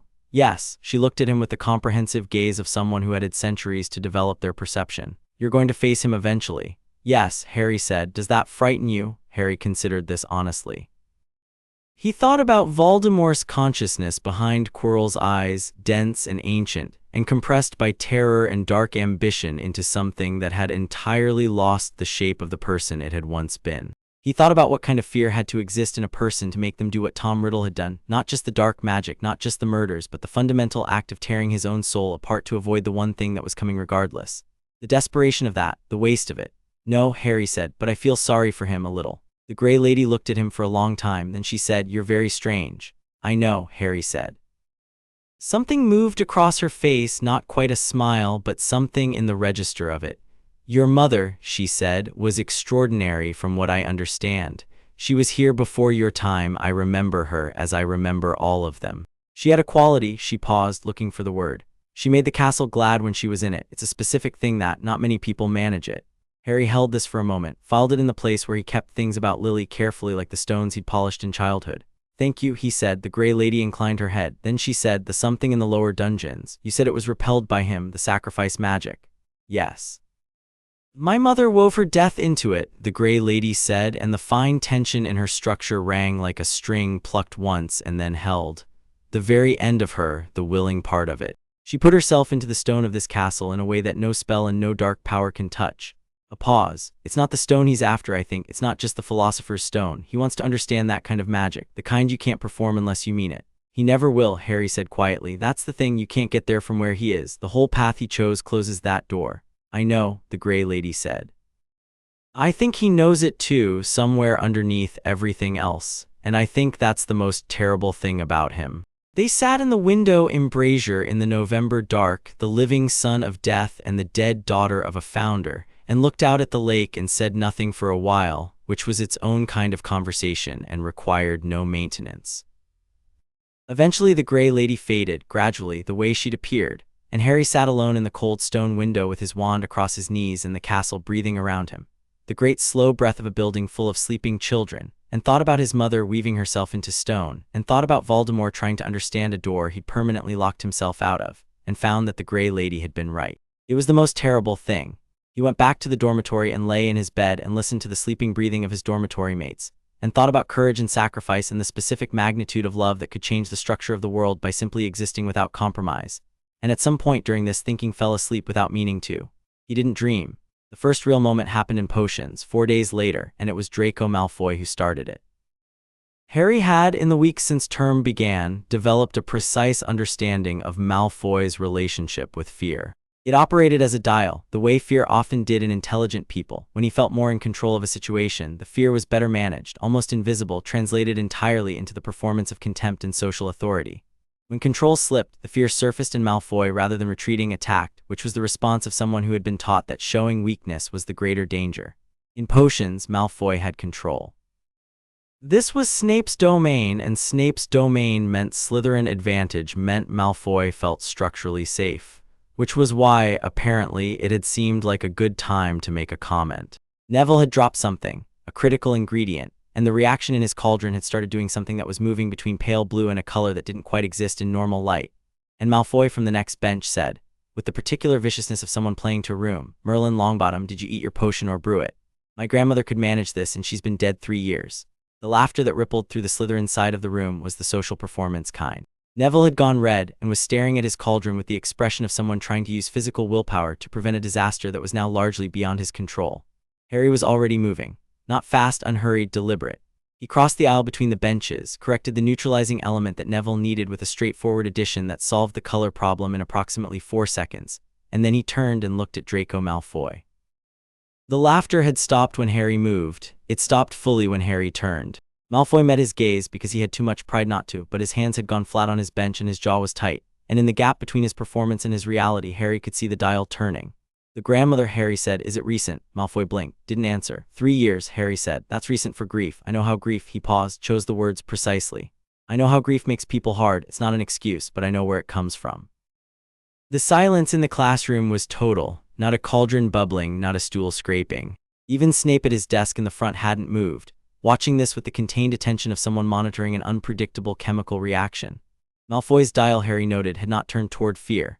It had turned toward something else, something younger and rower that was not in his social vocabulary and had briefly outrun his management of it. Don't, Malfoy said. His voice was very controlled. Don't do that. All right, Harry said and went back to his bench. He was aware of the whole room watching him. He was aware of Neville looking at him with an expression that had moved so far past the earlier fear that fear was no longer the relevant category for it. He was aware of Hermione's expression, which was the one she had when she was updating her model of something. Snape said 5 points from Gryffindor for crossing without leave, and the class resumed, but what Snape was doing at his desk in that moment had nothing to do with the papers in front of him. Late that evening, Harry was in the common room reading when Neville came and sat down across from him. He didn't say anything for a while, just sat with Trevor in his lap and looked at the fire. Harry didn't push. My parents, Neville said eventually without looking up. They're in St. Mungo's. They've been there since I was a baby. A pause. Death Eaters. They used the Cruciatus curse. Another pause, longer. I used to think, everyone treats it like it's almost worse than dying, being like that, like maybe, he stopped. Like maybe dying would have been kinder, Harry finished. Neville looked up. Yeah, he said very quietly. Harry looked at him for a moment. He thought about how to say this in a way that was true rather than comforting, because Neville was someone who deserved truth rather than comfort, and who had probably had too much comfort of the wrong kind already. I've seen a lot of souls move on, he said. More than I can count. I've seen people whose bodies had been, he paused, damaged past what seemed livable. I've seen what's behind that. He chose the next words carefully. Your parents are still here. Whatever happened to their minds, the part of them that chose to be here, the part that's Frank and Alice Longbottom, that's still here. Pain doesn't erase that. I'd know if it had. Neville was very still. I'm not telling you it's going to be fine, Harry said. I can't do that. But I'm telling you that what you're afraid of, the idea that they're just bodies now, that the people are gone, that isn't what I see when I think about them. You've never met them, Neville said. No, Harry said, but he put his hand briefly to his chest where the deep perception lived. I can tell when someone's soul is gone. Your parents aren't, they're just very far inside and very quiet. He met Neville's eyes. That's different. Neville looked at the fire for a long time, then he said, okay, in a small voice, and then he said it again, slightly larger, like he was testing the weight of it. Okay, Harry agreed. Trevor had fallen asleep in Neville's lap. The common room fire crackled. Outside, the first snow of the Scottish winter was beginning. Harry could feel the temperature change in the stones, the subtle shift in the castle's deep breath. Neville went to bed eventually, and Harry stayed up for another hour reading, and the castle was quiet around him. And somewhere in its walls the bloody Baron made his slow circuit, and somewhere in the dungeon's Quirrell sat awake with something ancient and afraid living inside his head, and somewhere on the 3rd floor a 3-headed dog breathed its warm animal breath in the dark. And Harry Potter sat in the firelight and read his book and waited, with the patience of something that had inherited eternity as a disposition, even if not a destiny, for what was coming. It was coming. He could feel it the way you felt winter in the bones, in the deep stones, in the quality of the air when things are changing. He turned his page. Chapter 4. The weight of names. Halloween arrived the way significant days often did, wearing the appearance of an ordinary morning until it wasn't. Harry had been feeling it since the night before. Not dread, nothing that specific. More like the quality of the air in a room before a storm arrives, when the pressure has shifted and every living thing has adjusted its posture slightly without consciously deciding to. He'd lain awake for 2 hours listening to the dormitory breathe and watching the window glass silver over with cold, and somewhere around 2 in the morning the feeling had sharpened enough that he'd sat up and paid it proper attention. Something was going to happen today. He couldn't map it further than that. The perception didn't work like a calendar. It worked more like smell, directional and contextual, but not precise. He knew the day had weight. He knew the weight was connected to the dark current he'd been tracking in Quirrell for weeks, which had been restless lately, increasingly so, the compressed consciousness of Voldemort pressing against its containment with the specific impatience of something approaching a decision point. He got up, dressed, and went down to breakfast earlier than anyone else in the dormitory. The Great Hall in the early morning was a different country than the Great Hall at dinner. Sparse, quiet, only a handful of students scattered along the tables, the enchanted ceiling showing the dark purple of a November dawn pressing at cloud cover. Ghosts drifted at the edges in the way they did in quiet hours, more visible when the human noise was low, the way stars appeared when the artificial light was gone. The Bloody Baron was in the far corner. He looked at Harry when Harry came in, which was the usual acknowledgement, and then his gaze sharpened slightly and he drifted closer. "Today," he said without preamble. "I know," Harry said. The Baron looked at him with the hollow eyes that had been looking at things for 1,000 years. "Be careful," he said, which was not something Harry had ever heard him say before and which landed with corresponding weight. "Of what specifically?" Harry said. "Yourself," the Baron said. "The careless use of what you are." He paused. "It's not the danger to others I'm thinking of. You can, when you draw on it fully, the boundary thins, between here and there, too thin too often, and things come through that weren't invited." Harry had known this in the abstract. Thanatos had mentioned it in the Threshold Library carefully and once, the way he mentioned things that were serious limits rather than advisories.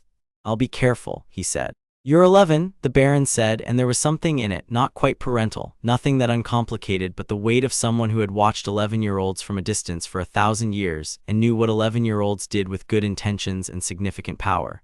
"I'm aware," Harry said, and the Baron, accepting this, drifted back to his corner. The feast was extraordinary. Whatever else you could say about Hogwarts at Halloween, and there was a great deal to say, the pumpkins the size of carriages, the enchanted bats, the candles multiplied until the air itself seemed to breathe gold, it had the quality of an event that had been performed so many times it had become genuinely excellent through iteration. The food was remarkable. The decorations were remarkable. Even the ghosts had dressed for it in whatever way ghosts dressed for things, the fat friar in something that looked ceremonial, nearly headless Nick in an especially fine ruff. Harry ate and watched the room. He was watching Quirrell. The professor was at the head table, not eating, which was consistent with every previous meal Harry had observed. But tonight the quality of the stillness was different, not Quirrell's usual careful performance of calm, but something genuinely static, like a mechanism at maximum tension just before release. The second soul signature was completely awake and completely focused and pointed. Harry could feel it, something beyond the walls of the Great Hall. Calculating, planning, tonight then. Harry turned back to the table. Ron was engaged in a complex debate with the twins about Quidditch statistics that had been ongoing for 3 days. Hermione was reading something balanced against her goblet with the practiced ease of a lifetime of reading at mealtimes. Neville was talking to Seamus Finnegan about something that involved hand gestures suggesting something large and possibly explosive. Harry looked at Hermione. She looked back at him over her book. He gave a very small nod. Her eyes went to Quirrell, back to Harry. Her expression arranged itself into the one that meant "I see it," noted "I'm ready." Then, roughly 45 minutes into the feast, Quirrell stood up. He walked from the head table to the door with the stiff jerking gait he used when the second soul signature was driving, and he was simply the vehicle for it. Harry had learned to read this in the way you learn to read any repeated pattern, the tells of someone being piloted rather than choosing. He pushed through the doors. Gone. The feast continued around them. Most of the students hadn't noticed. McGonagall had noticed and was watching the door with a constrained expression that suggested she was running several calculations simultaneously. Dumbledore had noticed and was looking at his plate with the focused attention of someone doing something other than looking at his plate. Harry said to Hermione quietly, "Someone should check on the troll." Hermione's head snapped up from her book. "What troll?" "The one Quirrell's about to let in," Harry said. The feast ended 6 minutes later with Quirrell crashing back through the double doors screaming about a troll in the dungeons, and Harry thought, well, not subtle. The chaos was immediate and specific. Prefects began collecting students in the practiced emergency drill way that suggested this was not the first time Hogwarts had needed to rapidly redistribute several hundred young people away from a danger zone. Percy Weasley materialized from somewhere with the focused authority of a person who had been waiting his whole life for exactly this scenario and began herding Gryffindors with great efficiency. Harry stayed where he was, not because he didn't hear the instruction to move. Because he was tracking, feeling out through the castle in the way the Baron had warned him to be careful with, extending his perception as a fine thread rather than a broadcast, feeling for the specific quality of a large, confused, frightened animal soul somewhere in the building. Third corridor, west wing, ground floor. The troll had not, in fact, gone to the dungeons. It had gone in roughly the opposite direction from the dungeons, which suggested it hadn't been directed with any precision. Trolls, Harry knew from his reading, had very small souls, not malicious, just enormous and frightened and inclined to hit things when frightened, the way most creatures were. He also felt, simultaneously, that someone was not in the Great Hall who should be. He looked at Ron. "Where's Hermione?" Ron blinked, looked at the space where Hermione had been sitting. "She was just a library," Harry said. "She mentioned it before the feast. She was going back after." He was already moving. "She doesn't know about the troll going the wrong direction." "The what now?" Ron said, and then Harry was through the doors and Ron's footsteps were behind him, which Harry noted and appreciated without slowing down. The library was 2 floors up and across the castle, and Harry navigated by the twin pulls, the warm signature of Hermione somewhere ahead, and the large frightened confusion of the troll below and to the west, which was moving. He ran the corridors with Ron keeping pace behind him, and as they went the corridor torches guttered slightly. Harry could feel himself drawing on the perception more strongly now, maintaining the dual track, and the air around him had that faint quality the Baron had mentioned, the thinning of the boundary, barely perceptible but there. He pulled it back, sharpened it to the thread again. They found Hermione on the first-floor corridor, heading back toward Gryffindor Tower with 3 books and no knowledge of the troll's situation, because she'd been in the library with her head down for the last hour. "There's a troll," Ron said, slightly out of breath. "I know," Hermione said. "I heard the announcement. It's not in the dungeons," Harry said. "It's on this floor, west corridor." He looked at her. "We need to not be between it and the main staircase." Hermione processed this in about 1 second and then said, "Right, which way?" But the question answered itself. From the west corridor came the sound that a 12-foot mountain troll made when it walked, which was architectural in quality, less a footstep and more a structural event. The floor vibrated, a painting on the wall swayed, the torches in the corridor rippled. They flattened against the wall at Harry's direction, not running, because running triggered chase responses in frightened animals, and the troll's soul was a frightened animal's soul, confused and huge and looking for something to express its confusion on. It came around the corner and Harry looked at it. Mountain troll, 12 feet, gray-green skin, the color and texture of old concrete, carrying a club that was essentially a small tree with opinions. Its eyes were small and cloudy, and its face had the specific expression of a thing that had been dropped into a lit, noisy environment and was processing this with the equipment it had, which was not a lot. Its soul was, Harry searched for the word bovine, not stupid exactly, more like a thing that had never needed complexity. Needs motion, the blunt grammar of existence. It saw them and stopped. Harry stepped forward. "Harry," Ron said in a voice that was trying to be quiet and was not quite managing it. Harry held his hand out slightly behind him, "Stay," and took another step toward the troll and then stopped and just looked at it. Not at the eyes specifically. At the thing behind the eyes, the simple animal soul, which was churning with confusion and the low-grade terror of too much light and noise and the smell of something it didn't recognize. He found the frequency of it, the way you found the note of a sound, not thinking about it but listening until the right response came, and he did something that wasn't a spell and wasn't language exactly. His father called it speaking below words, the direct address from one being to another at the level below language where fear and calm and the fundamental grammar of existence lived. He spoke calmness to it, not a command, not a binding.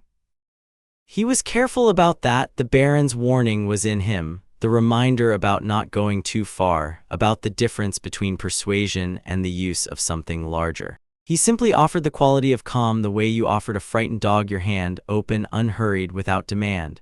The troll blinked, its club lowered, 2 feet, then more, its cloudy eyes fixed on Harry with the expression of something encountering a concept it lacked vocabulary for but could feel. Harry took another step forward. The troll watched him, its breathing slowed. The huge chest expanded and contracted, and the tension in its enormous body eased in the same slow way that Harry had seen tension ease in dying things. Not the death itself, but the moment just before, when the fight went out and what was left was just the fundamental self, unburdened. It sat down, 12 feet of mountain troll, sitting in the corridor of Hogwarts like a very large person who had decided they'd had enough of standing. Behind Harry, Ron made a sound that he would probably describe later as perfectly composed, and which was definitively not. Harry stood in front of the troll for another moment, maintaining the offering of calm, making sure it had settled properly rather than just paused. Then slowly he stepped back into the side out of direct sightline. The troll blinked again, looked around. The corridor was bright and it was tired and it had been frightened for a while and now it wasn't. And the simple animal soul registered these facts with the uncomplicated relief of something whose needs were basic and had just been met. It put its head down on its forearms and went to sleep. In the corridor, the silence was very complete. Hermione was pressed against the wall with her books held against her chest and her eyes very wide. Ron was beside her and had hold of his wand in the grip of someone who had drawn it without deciding to. Both of them were looking at Harry. Harry turned around. He looked at Hermione. "Are you all right?" "Yes," Hermione said. "Then, you talk to it." "Yes, like the ghosts." "Simpler than the ghosts," Harry said. "It's not a complex. You talk to troll to sleep," Ron said. His voice had landed on a frequency between awe and deep personal existential recalibration. "You talk to troll to sleep." "It was frightened," Harry said. "There are professors running around down here looking for that thing," Ron said. "I know," Harry said. "We should probably tell them where it is." Behind them, the sound of running footsteps. McGonagall, Snape, and Quirrell came around the far end of the corridor and stopped at the sight of 3 first-year students and 1 unconscious troll. McGonagall's face ran through several expressions with the speed of a card being shuffled. Snape went very still. Quirrell, further back, stared at Harry over the shoulders of the other professors with the full double consciousness blazing, and what was behind his face was not reading the scene the way the others were reading the scene. It was recalculating. "What?" McGonagall said in a voice that was trying to be authoritative and was slightly losing the battle with several other things she was also trying to be, "happened here." "The troll followed the west corridor instead of going to the dungeons," Harry said. "We found Hermione on the way. I calmed it down. It's sleeping." He paused. "We should probably have it moved somewhere it won't be confused when it wakes up. Mountains ideally, or somewhere it recognizes." McGonagall stared at him for a very long moment. Snape had not moved or spoken. His eyes were moving between Harry and the sleeping troll with the expression of someone running a calculation that wasn't completing. Quirrell at the back was looking at Harry with an expression that had nothing of the stutter and nothing of the nervous professor, and was simply directly afraid. "How?" McGonagall said. "Professor," Harry said gently but clearly, "that's a question for another time. The troll needs to go outside." McGonagall looked at the troll, looked at Harry, made a decision that he could see was neither easy nor complete but was the decision available to her in the immediate moment. 10 points each to Gryffindor," she said in a voice that was mostly controlled, "for defending a fellow student," and she paused, looking at the troll for another pause. "Composure." She said it as though she had tried several other words and this was the least inadequate one. "Go back to your dormitory, all 3 of you, now." They went. In the dormitory stairwell, 1 floor up, Ron stopped walking and turned around and looked at Harry with the expression of someone arriving at the end of a long internal argument. "Okay," he said. "Okay. I've been since the train, right? I've been trying to just, be normal about it, treat you normal, because that seemed like the thing, and I think I've mostly managed, but I need to say something." "All right," Harry said. "That was," Ron said, and then stopped and ran his hand through his hair. "What you just did, that was," he paused again, reached for it, "that was genuinely brilliant, not the scary kind of brilliant, just brilliant." He pointed at Harry with a kind of emphasis. "You just walked up to a 12-foot troll and told it to go to sleep and it went to sleep and you weren't scared at all, were you?" "No," Harry said. "Right," Ron said. "Right," he processed this. "I'd have been terrified." "I know," Harry said. "You stayed anyway." Ron looked at him. The freckled face with the slightly too long nose and the quality of someone who had grown up in a house full of loud, bright, capable people and had spent years wondering which category he occupied. He looked at Harry and something in his expression shifted into something direct and settled and decided. "Obviously," Ron said, as though this was not particularly remarkable.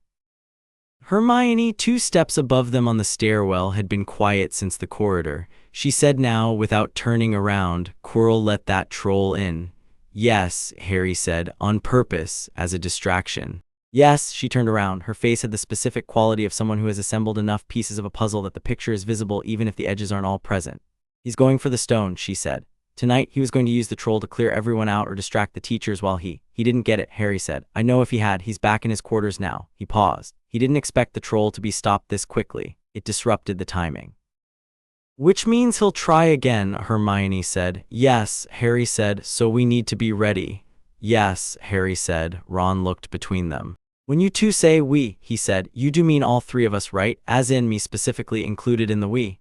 "Obviously," Hermione said in the same tone Ron had used downstairs, which clearly surprised her slightly on arrival because she blinked at it. Ron appeared to find this enormously satisfying. Dumbledore called Harry to his office the next morning. Harry had been expecting this. He went at the appointed time, which was after breakfast, and climbed the moving staircase that Dumbledore's gargoyle guardian admitted him to, and came into the circular office that smelled of old books and sugar and the particular quality of a space where significant things had been decided for a long time. The office was full of things. Instruments that clicked and whirred, portraits of previous headmasters observing the room with the various attention levels of people varying from genuinely interested to nearly asleep, the sorting hat on its shelf. A bird stand on which sat an animal that Harry recognized with the immediate recognition of the perception, not ordinary fire, not ordinary bird, but a phoenix which had its own category entirely. A soul and recurring cycle, death and rebirth integrated into its nature, comfortable in a way that very few living things were comfortable. The phoenix looked at Harry and made a low, warm sound. Harry made a very small gesture with his fingers, acknowledgement, the language the living used with things that understood the veil even if they moved through it differently. The phoenix settled, seeming satisfied. Dumbledore was at his desk, and he watched this exchange between Harry and the phoenix with the specific, careful expression of someone marking a data point. "Sit down, Harry," he said, and his voice had the warmth it always had and the precision it always had underneath the warmth, and Harry sat. "I've been wanting to speak with you since September," Dumbledore said. "I know," Harry said. "You know," Dumbledore repeated gently, the way he repeated things when he was reading them. "You've been building toward it," Harry said, "watching first, deciding how much you already knew, deciding what approach." He paused. "I don't mind, for the record. You're responsible for a castle full of children. Being careful makes sense." Dumbledore looked at him across the desk, the old face, the extraordinary blue eyes, the quality of someone who had been the most intelligent person in most rooms for a very long time and had recently encountered a room where he was uncertain of that position. He smiled, and the smile was genuine, which Harry noted. "Your mother wrote to me once," Dumbledore said, "when you were very young. She wanted to know if Hogwarts would accept a child of unusual parentage. And you said yes," Harry said. "I said the school would be honored," Dumbledore said, "which I meant. I also said that I hoped to be better prepared by the time that child arrived." A pause. "I'm not entirely sure I am." "That's honest," Harry said. "I try to be," Dumbledore said, and Harry believed this was partially true. "Last night, the troll is fine," Harry said. "It should be returned to habitat. It wasn't malicious, just confused." Dumbledore blinked. That had not been where he was going, but he adjusted. "Yes, it's being handled. I wanted to ask." He paused, weighing something. "What did you feel from Professor Quirrell last night?" Harry looked at him. "You know what's in Quirrell." "I have," Dumbledore chose the word carefully, "suspicions." "He's hosting Voldemort," Harry said, directly, clearly, without the flinch that the name produced in almost everyone he'd heard say it. Dumbledore absorbed this without flinching too, which Harry noted. "Has been since before term started, I'd guess. He was there in Albania in the forests, and Voldemort, what's left of him, attached to the most available vessel." Dumbledore was quiet for a moment. "Voldemort wants the Philosopher's Stone," Harry continued. "He's tried several approaches and hasn't succeeded. The defenses are adequate but not, I think, indefinitely so." He paused. "He's going to move more decisively soon. I don't think he expected the troll to be resolved as quickly as it was last night, which means his timeline has shifted. He'll recalculate." Dumbledore looked at him. "You've been observing this since the first day," Harry said. "I noticed his signature in the Great Hall during the sorting." "And you didn't?" Dumbledore stopped, restarted. "Why didn't you tell me?" "Because I wanted to understand at first," Harry said, not apologetically, just factually. "And because you already knew something was wrong, and I wanted to see what you were going to do about it before I introduced my own variable." The silence in the office was long. The instruments clicked. A portrait snored. The phoenix made its low sound again. "You're 11 years old," Dumbledore said. "Yes," Harry said. "And?" Dumbledore looked at him with the blue eyes that had seen a great deal. And Harry looked back at him with the green eyes that had been looking at things most people couldn't see since before he could read. And they arrived, in that moment, at a mutual understanding that wasn't quite equal and wasn't quite unequal, but was something more honest than most of what Dumbledore offered people. "The stone needs to be moved," Dumbledore said, "or its defenses supplemented. I had hoped." He stopped, and for the first time Harry saw something genuinely unsettled in his expression. "I had hoped the existing precautions would be sufficient while I worked on a more permanent solution." "They're not sufficient against what's coming," Harry said, "not because they're poorly designed. Because Voldemort has had decades to think about one problem, which is how to not die, and that produces a very focused kind of intelligence." Dumbledore made a sound that might have been an agreement or might have been something he was thinking through. "What would you recommend?" Harry looked at him steadily. "Let me handle it when it comes." "Harry, not alone," Harry said. I don't have a death wish, and I have people who want to come. But when Quirrell makes his move, I should be the one to face Voldemort directly." He paused, "Not because I'm 11 and inexperienced, but because I'm the one thing in this castle that Voldemort can't strategize around." Every other defense he can find a way through if he has enough time. He paused again, feeling for the right words. What I am isn't a defense he can circumvent. It's a fundamental incompatibility. The office was very quiet. He's afraid of you, Dumbledore said. Softly, not quite a question. He's afraid of what I represent, Harry said. Yes. Dumbledore was quiet for a long time. He looked at his desk, at the instruments, at the Phoenix. He was, Harry could tell, running a complex calculation, the probability distributions of various outcomes, the ethical weight of putting an 11-year-old in front of a dark wizard, the pragmatic reality that the alternative might be worse. When the time comes, Dumbledore said finally, I want to be informed first. Of course, Harry said. I won't stop you, Dumbledore said, and there was something in it that was not quite an apology for all the controlling and managing he'd been doing since September but was adjacent to one. I want you to know that. I don't believe it would be effective even if I tried.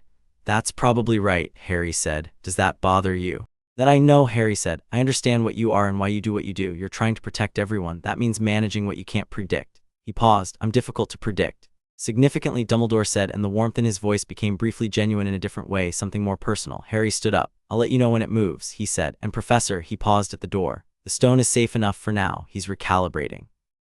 You have some time. He thought about the Grey Lady and the lower dungeons and the sacrifice magic in the old stones. This castle has more protection in it than anyone's put there deliberately. Some of it's been here since the beginning. Dumbledore looked at him with an expression that suggested he was now adding items to a list of things he needed to look into. I'm beginning to realize, he said quietly, that there are several things about this castle I don't fully know. It's a good castle, Harry said. It's been looking after people a long time. He turned back to the door. It knows what it's doing. He left. November hardened into itself the way Scottish November did, decisively, without apology. Cold settling into the stones and the grounds going iron-colored, and the lake going dark early in the afternoon. Harry flew for the first time in his third week. Wood had been persistent about it, which Harry had found charming in a single-minded, sport-shaped way. The practice sessions were early morning, dark still at 6 when they assembled on the pitch, and the cold was serious. Harry had no particular feelings about cold. Temperature landed on him differently than it landed on most people, which the dormitory mates had noted, specifically Ron, who slept in 3 layers and had looked at Harry reading by the window in a t-shirt in November with an expression of profound personal offense.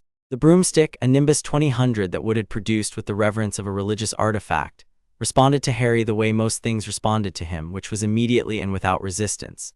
He mounted it and felt the balance of it, the enchantment running through the wood like a current, and pushed off, and that first moment of being airborne was, he found he didn't have immediate language for it. Free was too simple. The ground fell away, and the castle was below him, and the sky was enormous and dark purple in the early hour, and the cold hit his face, and he was moving, faster than he'd moved in any direction before, and there was something about speed and altitude and the particular quality of being above everything for the first time that produced a sensation he hadn't expected. Joy. Simple, uncomplicated animal joy. The joy of a body doing something it was built for. He pulled up sharply, leveled out, banked left, and came back around the pitch in a curve that had wood below him, making a sound that managed to encompass disbelief and delight simultaneously. Harry caught the snitch in his first practice session. Not on purpose, it came at him from his left during a warm-up drill, and he snatched it out of the air with his right hand without entirely thinking about it, and held it up, and Wood sat down on his broom at midfield altitude with the expression of someone receiving information that required a complete rebuild of their existing structure.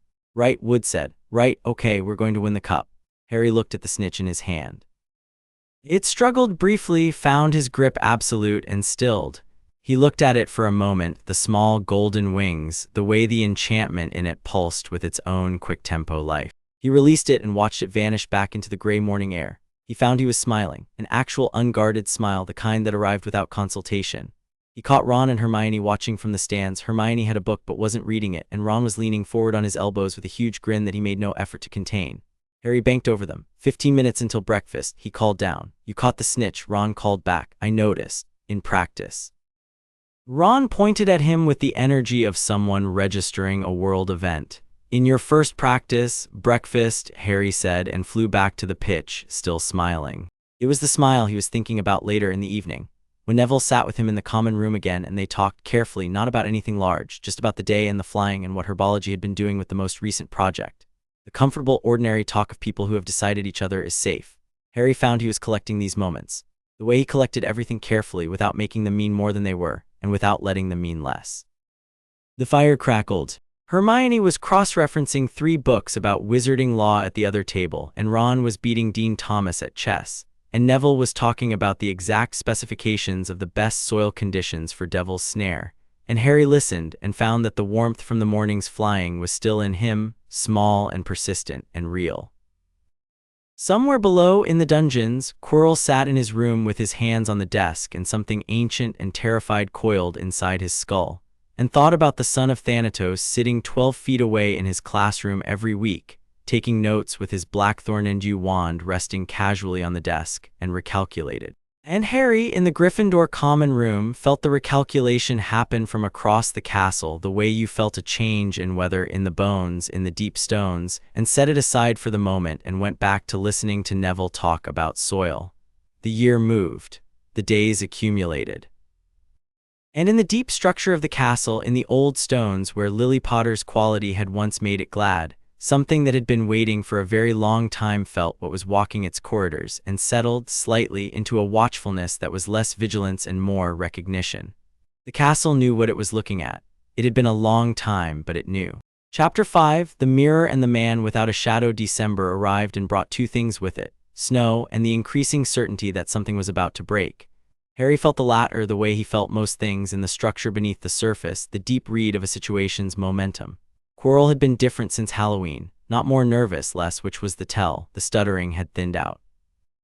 The performance of the anxious professor was wearing at the edges the way a costume wore when the person inside it stopped caring about the illusion. In class he still maintained it mostly, but in the corridors between lessons Harry caught him twice with his face entirely unguarded, and what looked out of it in those unguarded seconds was calculating and old and had long since moved past fear into something colder. Decision Harry recognized. Voldemort had made one. He told Hermione on a Tuesday evening while the snow came down outside the common room windows in long diagonal lines. She was mid-sentence about the properties of the Mirror of Erised. She'd found a reference in one of the older library books and had been building a theory about it for a week, and she stopped when she saw his expression. "When?" she said. "Before the holidays," Harry said. "He's going to try before the castle empties out for Christmas. Fewer students, fewer variables. But the teachers will still be here. Most of them are going to be elsewhere for parts of it," Harry said, "and he knows Dumbledore's schedule well enough by now. There'll be a window." He paused. "He's planned this very carefully. Whatever move he makes, it's not going to look improvised." Ron had come in from the portrait hole mid-conversation and had caught enough of it to sit down without being invited and lean in. "What do? We wait," Harry said. "And when it moves, we go." "Through the trapdoor," Hermione said. "The 3rd-floor corridor." "All the defenses between the trapdoor and the stone." "Yes, which we don't fully know. We know some of them," Harry said. "The Cerberus, I've read about the others, the one you found in the library last week, the Devil's Snare reference." He looked at Neville, who had come down the stairs from the dormitory and stopped at the bottom when he caught the quality of the conversation. Neville looked back at him, stood there for a moment with his hands loose at his sides. Then he came and sat down, which was its own kind of answer. "Devil's Snare," Harry said to him. "You know it better than I'd like," Neville said. "Dark conditions, damp, it loves both. You have to stay still or it." He made a constricting gesture. "Light kills it, or warmth." "Good," Harry said. I'm coming," Neville said. He phrased it as a question, but his posture was already the posture of someone who had decided. "If you want," Harry said. Neville looked at him. "Are you going to be fine?" he said, directly without the circling that the question might have warranted. "I mean against him." The common room fire crackled. Ron and Hermione were watching Harry too, the same question behind their expressions, different angles on it. Harry thought about Voldemort. The compressed ancient terror of him, the soul gone dense and dark from decades of deliberate mutilation, the specific quality of a consciousness that had spent so long running from death that it had forgotten what it had originally been running toward. He thought about what it felt like to stand near him, not threatening, not to Harry, but profoundly sad in the way that wasted things were sad. "Yes," Harry said. Nobody argued with it. That was one of the things he'd found these months. His friends didn't need his certainty to be explained or qualified. They'd seen enough to understand that his confidence was not arrogance, just accurate self-knowledge, and accuracy was something Hermione trusted and Ron trusted and Neville was learning to trust. "Right," Ron said. "Then we wait." The snow deepened. Students finished term and headed home in waves, the castle gradually thinning out until the corridors had the specific quality of a mostly empty building, all echo and expanded silence. Harry stayed for Christmas. So did Ron. His parents were traveling for the holidays, something order-related that Harry understood Ron didn't have full details about. Hermione had gone home to her parents, which had been the subject of a 20-minute conversation about whether she should stay, at the end of which Harry had said, clearly and sincerely, that there was no immediate move expected before she returned and that he would send her his owl the moment anything changed. And Hermione had looked at him for a long moment and then hugged him briefly. With the no-nonsense efficiency of someone who had decided that the formality of their friendship had been established long enough to allow this. Harry had stood with his arms slightly out, surprised, and then put them around her, and she'd let go and picked up her bag and said, "Don't do anything without telling me," and left. Neville had also gone home. His grandmother had sent a letter that was more command than invitation, and Neville had gone with the expression of someone navigating two different kinds of duty simultaneously, which left Harry and Ron in the mostly empty castle. Ron, Harry had discovered, was excellent company in a specific way, the way of someone who didn't require anything from you that you weren't offering voluntarily. He played chess and ate food from the kitchen with the focused appreciation of someone who'd grown up in a large family and understood that food appeared when people made it and disappeared when people ate it, and neither fact required philosophical treatment. He talked when he had something to say and was comfortably quiet when he didn't. He'd stopped flinching around Harry entirely somewhere around mid-November, which had happened so gradually Harry hadn't marked the exact moment, only registered its absence. Christmas morning, Ron gave Harry a jumper from his mother. Green, with a small lightning bolt knitted into the chest, which Harry looked at for a moment with a feeling he didn't immediately catalog. "She does them for all of us," Ron said, slightly self-conscious. "You don't have to wear, I like it," Harry said. Ron relaxed. She'd be glad. She was asking about you in her last letter, wanted to know if you were settling in." He paused. "I told her you'd sorted out the troll situation," and there was this pause in the next letter before she got to the response, like she was deciding how to react, and then she just wrote, "What a remarkable boy," and moved on. Harry looked at the jumper, wore it all day. It was on the 27th of December, 4 days after Christmas, that Harry found the mirror. He'd been following the pull again, the directional sense that had been guiding him to significant things since September, which he'd learned to trust without interrogating. This one had been building for several days, patient and insistent, and on the 27th it sharpened enough that he followed it after dinner while Ron was occupied in the common room, down corridors that the castle's emptiness made vast and resonant, up a staircase he hadn't used before, and through a door on the 4th floor that opened on a room that should have been a disused classroom but wasn't quite. The Mirror of Eris. He'd read Hermione's notes on it. Obviously, she'd found the reference in a library book about enchanted artifacts and had written 3 pages of analysis about the mechanics of desire-based magic, the psychological implications of showing people what they wanted most, the documented cases of people becoming trapped before it. The inscription on the frame, Eris stra eru oit ube kafru oit on wosi. He'd read it backward as soon as he saw it because that was the obvious first step. "I show not your face but your heart's desire." He stood in front of it. The mirror was tall, taller than he was, gold-framed and elaborate, and the glass was the specific quality of very old silvering, the kind that had developed its own character over centuries. The darkness of the room around it made the light it cast seem like it was generating its own luminosity, which it probably was. He looked into it. What he saw was not what he expected. He'd known intellectually what the mirror was meant to do, show the viewer their deepest desire.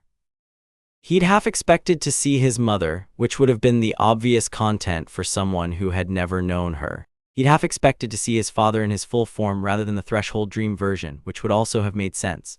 What he saw was himself, not a transformed version, not surrounded by people or things, just himself standing in the mirror exactly as he stood before it in the Christmas jumper with the lightning bolt, with his blackthorn and dew wand in his hand and his green eyes calm and his posture easy. Except the version of himself in the mirror was laughing. Not a big laugh, not performance, not a show for anyone. The laugh of a person genuinely amused by something, the unguarded, slightly undignified kind that arrived without warning. And around him in the mirror, visible at the edges, suggestions of presence, not clear faces, not a tableau, just warmth, the quality of people nearby in the way that people who matter were nearby. Voices just below the threshold of sound, firelight. The mirrored version of him was simply home, not in a place, in a state of being. Harry looked at this for a long time. He turned it over the way he turned most things over, carefully, without rushing toward an interpretation. He'd been aware these past months of the accumulation happening. The jumper from Molly Weasley, Hermione's hug at the portrait hole, Neville coming down the stairs and sitting down and not needing to be asked. Ron's simple, undemanding company. His chess games, his food, his refusal to be complicated about what Harry was. He'd been collecting warmth. He just hadn't looked at the collection directly before. He stood in front of the mirror for perhaps 20 minutes looking at the laughing version of himself that wanted nothing more complex than exactly what was slowly coming into being, and then he stepped back. "Arist," he said quietly. "Thank you." The mirror didn't respond. Mirrors didn't. But there was something in the quality of the old glass, some absorbed moment presence of the 1,000 people who had stood before it in need, that felt at minimum like acknowledgement. He turned to leave. Dumbledore was in the doorway. Harry wasn't startled. He'd sensed him coming for the last 3 minutes, the specific quality of Dumbledore's magical presence too distinctive to miss. He'd waited to see if the old man would announce himself. "You knew I was here," Dumbledore said, which was both a question and not. "Yes," Harry said. Dumbledore came into the room and looked at the mirror with an expression that was careful and layered, the expression of someone looking at a thing that had showed them something once and which they had been carrying ever since. "What did you see?" he asked, and the question was more personal than most of his questions, less the headmaster calibrating a resource and more an old man genuinely curious. "Myself," Harry said, "happy with people around me." He paused. "Nothing dramatic." Dumbledore looked at him. "Most people see something they lack," he said, "something absent. Maybe I see something that's in the process of arriving," Harry said. "Not absent, just not fully here yet." The old face did something quiet and brief. "That's a rare kind of seeing," he said. "I don't think I deserve credit for it," Harry said. "It's just honest." Dumbledore was quiet for a moment, looking at the mirror. Then he said, "I moved this here a week ago. It was elsewhere and I relocated it for reasons connected to the stone." He paused. "It's important that you understand, Harry, the mirror doesn't just show desires. It can fix desires, trap people in the wanting of something. I've seen it happen." "I know," Harry said. "I read Hermione's notes, and you were here 20 minutes. It's a powerful object," Harry said. "It deserved time." "And you can just leave it," Dumbledore said, carefully, not quite disbelieving but feeling the edges of the concept. Harry considered this. "What I want is real and getting more real," he said. "The mirror can't compete with that." He glanced at it once more. "It's a sad object, actually. All those people standing in front of it wanting things they can't have. It's absorbed a great deal of longing." Dumbledore looked at the mirror for a long moment. "Yes," he said quietly, "it has." They stood in the dark room, and the mirror threw its soft light, and the old man and the boy, who was something other than a boy, existed in the same space for a moment without performance on either side, which was perhaps the most honest thing they'd managed since September. "It's soon," Harry said. "Yes," Dumbledore said. "You'll be gone," Harry said, "when it happens. That's part of why he's waiting, for a gap in your schedule." Dumbledore looked at him. "I had considered," he said carefully, "whether that gap might be more apparent than real." "It needs to be real," Harry said, "or he won't move, and if he doesn't move now, he disappears and rebuilds somewhere else, and the next attempt is harder. This is the controlled situation." He met Dumbledore's eyes. "Let it happen, I'll handle it." Another long silence. The instruments in the castle, far away, clicked their small clockwork notes. "I will be available," Dumbledore said. "Not gone, available and trusting you." "That's enough," Harry said. "Thank you." He left the mirror in the dark room and walked back through the empty castle. And behind him the mirror showed its own reflection with the simple patience of an object that had all the time it needed. January came back, and with it Hermione, whose first act on returning was to go to the library and whose second act was to find Harry in the common room and say quietly, "It's soon, isn't it?" "Within weeks," Harry said. She sat down across from him and opened her notebook. "Tell me everything you know about what's behind that trapdoor." They worked through it for 2 hours. Hermione had spent part of the holidays researching from home. She had a wizarding reference library her parents had ordered from a magical bookshop in London before she came back. Because Hermione's parents had adapted to their daughter's nature with the pragmatic resourcefulness of people who had raised her, and therefore understood what they were dealing with. She had notes on several possible defenses based on the architectural conventions of the period, when Hogwarts' deepest defenses had been constructed. Harry contributed what the perception had told him from proximity. The animal soul of the Cerberus, which was enormous and triple and surprisingly musical, he discovered since the night he got close enough to the door to hear what could calm it. "Musical," Hermione said. "Music, it responds to music. I felt it on Halloween, the kind of soul that it has a specific frequency, like most things when you go deep enough." Hermione wrote this down. "I think I read something about that," she said. "About the Cerberus in Greek mythology, Orpheus and the harp." She flipped back through her notes. "It's not in any of the standard magical creature guides because they're all working from the same 2 sources, but the primary Greek texts." She found it, tapped the page. "Yes, music, direct historical precedent." Good, Harry said. Neville had come to sit with them 10 minutes in and had been reading over Hermione's shoulder. Devil's Snare, he said, pointing at her notation. That one I can handle. You'd need to cast light, Hermione said, or warmth. I know, Neville said. I've been practicing. He said it simply without the usual apology in his voice, which was something Harry had been noticing more since November. A gradual strengthening in how Neville held himself when he was talking about things he could actually do. What else? Ron said. He'd been at the chessboard until he'd registered the quality of their discussion and had come over, moving his chair with the easy unself-consciousness of someone who had long since stopped pretending he wasn't fully invested. We don't know all of it, Harry said. We know the Cerberus, the Devil's Snare. There are probably several more. Professors set them. Dumbledore mentioned the protections came from multiple staff members. He looked at them. We'll have to address them as they come. On the fly, Ron said. Yes, Ron cracked his knuckles. Brilliant, he said with the specifically Unironic enthusiasm of a person who was absolutely going to be nervous when it happened and was choosing not to be nervous about it yet. February. The poll had been changing quality for several weeks. Less directional now, less something is approaching, and more something is thinning. The membrane between the current situation and the crisis it was heading toward was getting thin the way ice got thin near the center of a lake that was warming. And the specific quality of that thinning was Voldemort's impatience against the increasingly fragile containment of his position inside Quirrell. Harry had started sleeping lighter. Not badly, light sleep was different from sleeplessness, and he was comfortable with the threshold in a way that meant the near-dreaming state was almost restful. But he was awake at odd hours, and he'd taken to the habit of sitting in the common room window embrasure at 2 in the morning, watching the grounds below. It was on one of these nights that the Bloody Baron found him. He came through the wall. The Baron moved through walls more than most Hogwarts ghosts, a privilege of both his age and his nature, and settled in the air beside the window with the particular gravity he brought to everything. You're waiting, the Baron said. Yes, Harry said. The Baron was quiet for a moment, looking at the snow-covered grounds. He had the quality, this particular ghost, of someone who had made peace with something enormous and was now simply present in a way that had its own kind of authority. When it's done, the Baron said, will you? He paused. 1,000 years of his haunting, Harry suspected he had asked for very few things. The thing that keeps me here, I know what it is. Harry looked at him. You don't have to tell me. I know, the Baron said. I killed her. The words were simple and old and had been carried so long they had worn smooth. The Grey Lady. I loved her and she refused me and then I killed myself in remorse and neither of us knew that it would. He stopped. That we'd both stay for this long. Harry was quiet. She doesn't hate me, the Baron said. I think that's what keeps me. If she hated me, I could go, but she doesn't. She understands, which is worse in a way.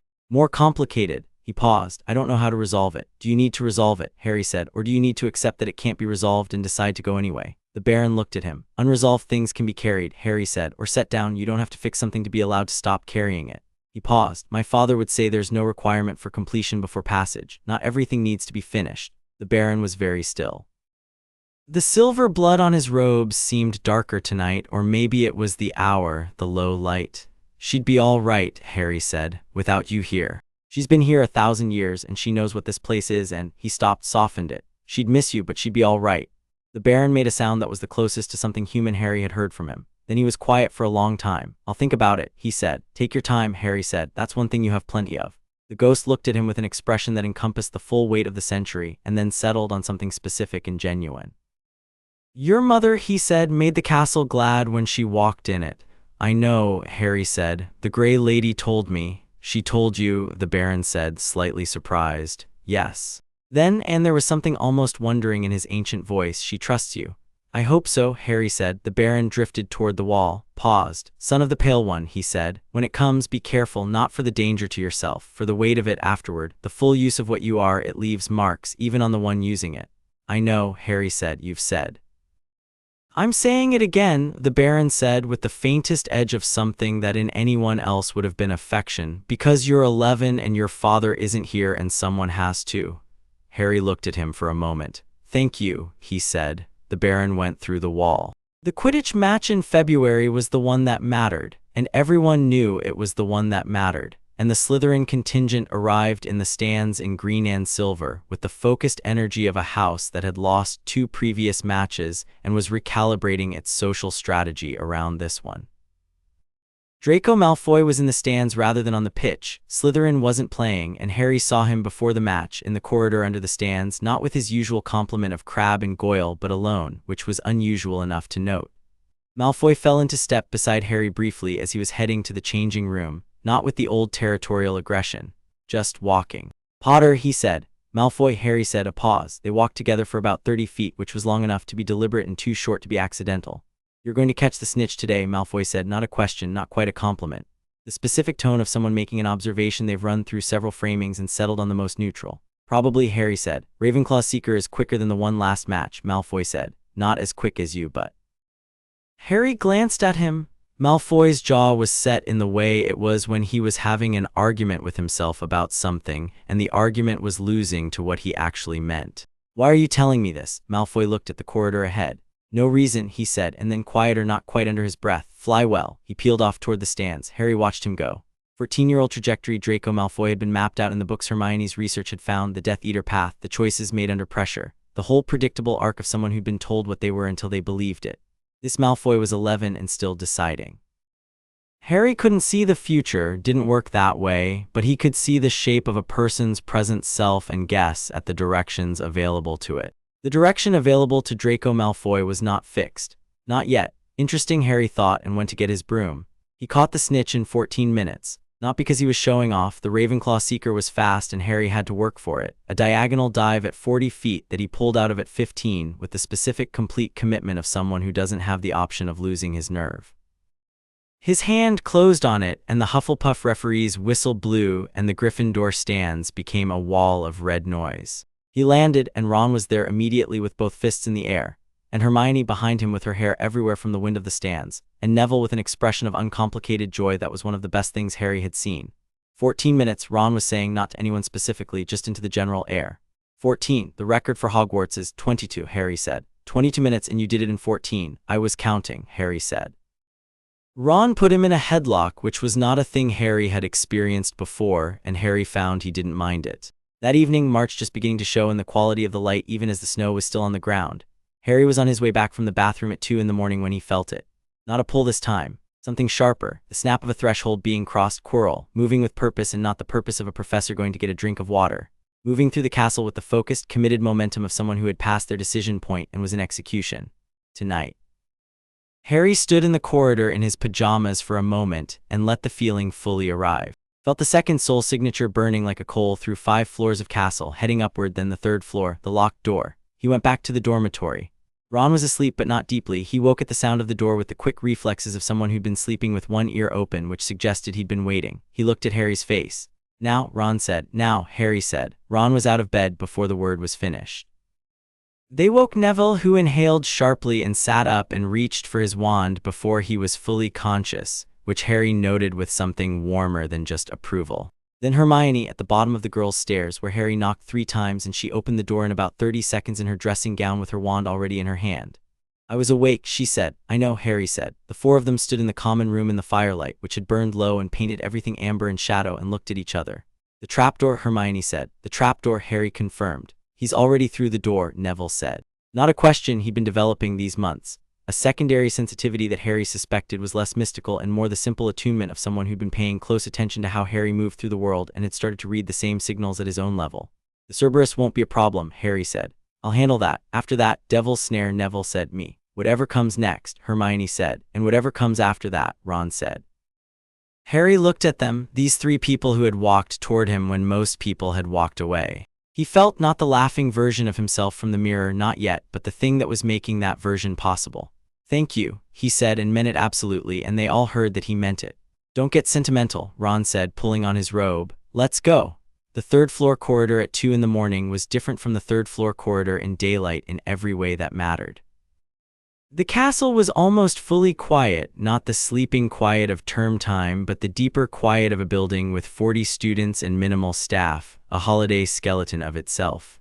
Their footsteps were the loudest thing in the world. The torch brackets held low-burned light, more shadow than illumination, and the corridor stretched ahead of them toward the locked door, which was standing open.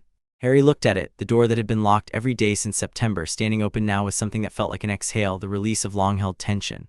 Beyond it, the sound of the Cerberus, a low rumble that ran through the floor like weather coming, 3 overlapping rhythms of enormous breathing. I can hear it from here, Ron said, very quietly. Harry put his hand on the door and pushed it fully open and walked through. The room hit him the way any large animal presence hit him, immediate and physical, the 3-soul signature of the Cerberus enormous in the enclosed space, the animal warmth of it, 3 sets of enormous eyes in the darkness adjusting to the door light. 3 heads turned. The rumble deepened. Harry stood in the doorway and found the frequency. He'd been thinking about this since October, since the night he first pressed his ear against the locked door and felt the musical quality of the soul inside. He'd been thinking about what specific offering would work, and he'd arrived at an answer through the same process he arrived at most things. Direct perception, careful attention, trust in what he found. He hummed, not a recognizable song. He didn't need a recognizable song because the Cerberus didn't understand music in the human sense of it, didn't have context for melody or harmony, or any of the cultural structure that humans layered onto sound. What it understood was resonance, the frequency of a sound matching the frequency of its fundamental nature, the deep note of it. Harry had been carrying that note in his head since October, and now he let it out, low and steady and patient, not a performance but a direct address from one being that understood the deep grammar of existence to another. The Cerberus went still. All 3 heads, all 6 eyes. The rumble dropped out of the floor and the breathing slowed and the enormous body settled, not asleep, not charmed, just met, acknowledged. The animal consciousness behind those 6 eyes registered the frequency, and its whole defensive structure simply became unnecessary because the defensive structure was fear, and fear was the appropriate response to things that couldn't be communicated with, and whatever Harry was, it was communicable with at a level below threat. He walked into the room. Behind him he heard Hermione make a very small sound. He heard Ron's footsteps stop and then resume. He heard Neville breathing carefully. The Cerberus watched Harry cross the room toward the trapdoor in its floor, watched him with 6 eyes full of a dog's uncomplicated attention, and when Harry crouched down and pulled the trapdoor open it made a sound, a low single note, resonant and strange, that was, Harry thought, as close to a thing like that got to farewell. He looked up at it for a moment. "Good dog," he said, and he meant it. He dropped through the trapdoor. The others followed. He heard them land in quick succession on something that rustled and shifted in the dark below, the devil's snare, which moved immediately and decisively toward the warmth of living things. Neville said "Lumos Solemn" in a voice that was careful and steady, and the blaze of white light that burst from his wand was not the thin illumination of a standard lumos but a concentrated solar flare. The spell executed with the focused confidence of someone who had practiced this specific charm for 2 months in preparation for exactly this moment. The devil's snare recoiled. All of it, every tendril, the whole mass of dark vegetable consciousness retreating from the light with the speed of a creature responding to its primary aversion. They dropped through into the chamber below. "That was brilliant," Ron told Neville, completely sincerely. Neville looked at his wand and then at the retreating plant above them and said, "Yes," with the quiet satisfaction of someone ticking something off a very important list. 3 more chambers. Each one its own puzzle, its own obstacle, a room full of winged keys that Hermione solved in under 2 minutes by identifying the relevant key through logical elimination while Harry provided light. A chess board that Ron walked through alone with a concentration so complete it was almost meditative, making his moves in the focused silence of someone trusting their deepest competence. A logic puzzle of bottles that Hermione solved in 40 seconds while reading the clue on the wall, pointing at the correct one with the specific lack of drama of someone for whom puzzles were warm-up exercises.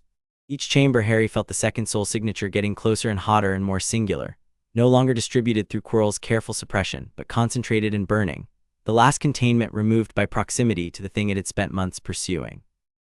They stopped in the chamber before the last. "This is where we split," Harry said, 3 faces. His friends looking at him in the firelight of the enchanted candles that lit this space, each of them carrying the specific quality of a person who has accepted a situation that they don't entirely like but have decided to support anyway. "I know," Hermione said. She looked like she wanted to argue and had already had the argument with herself and come out the other side. "Come back," she said with the directness she put on everything important. "Yes," Harry said. "Don't," Ron started and then stopped and then said, "just don't be, an idiot." "I'll do my best," Harry said. Neville looked at him, said nothing for a moment. Then, "Your father would be," he stopped. "Try it again. I think what you are is." He stopped again and this time just shook his head and didn't try to fit it into words. "I know," Harry said. "Thank you." He turned and walked through the final door. The last chamber was underground and lit by no source Harry could identify. The light was just there, ambient, sourceless. The way light was in very old places where magic had burned long enough to become structural. Quirrell was standing with his back to the mirror of Eris. The mirror was here. Moved again, or perhaps this had always been its final station. Harry processed this in the way he processed the architecture of any situation, filing it under relevant, noting that Dumbledore had placed the stone inside the mirror specifically, had reconfigured the mirror to house the stone in a way that only someone who wanted to find but not use it could access. Elegant, he thought, genuinely elegant. Quirrell turned around.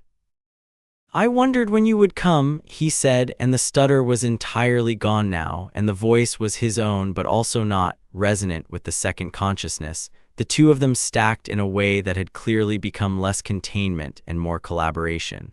The collapse of the boundary between passenger and vehicle. "I've been feeling you," he said, "all year, sitting in my classroom." "I know," Harry said. "You're not frightened," Quirrell observed. "No," Harry said, "most children would be." "I'm not most children," Harry said, and walked forward into the chamber because standing in doorways was a waste of time. Quirrell moved with him, not retreating, circling, the instinctive movement of something tracking a threat.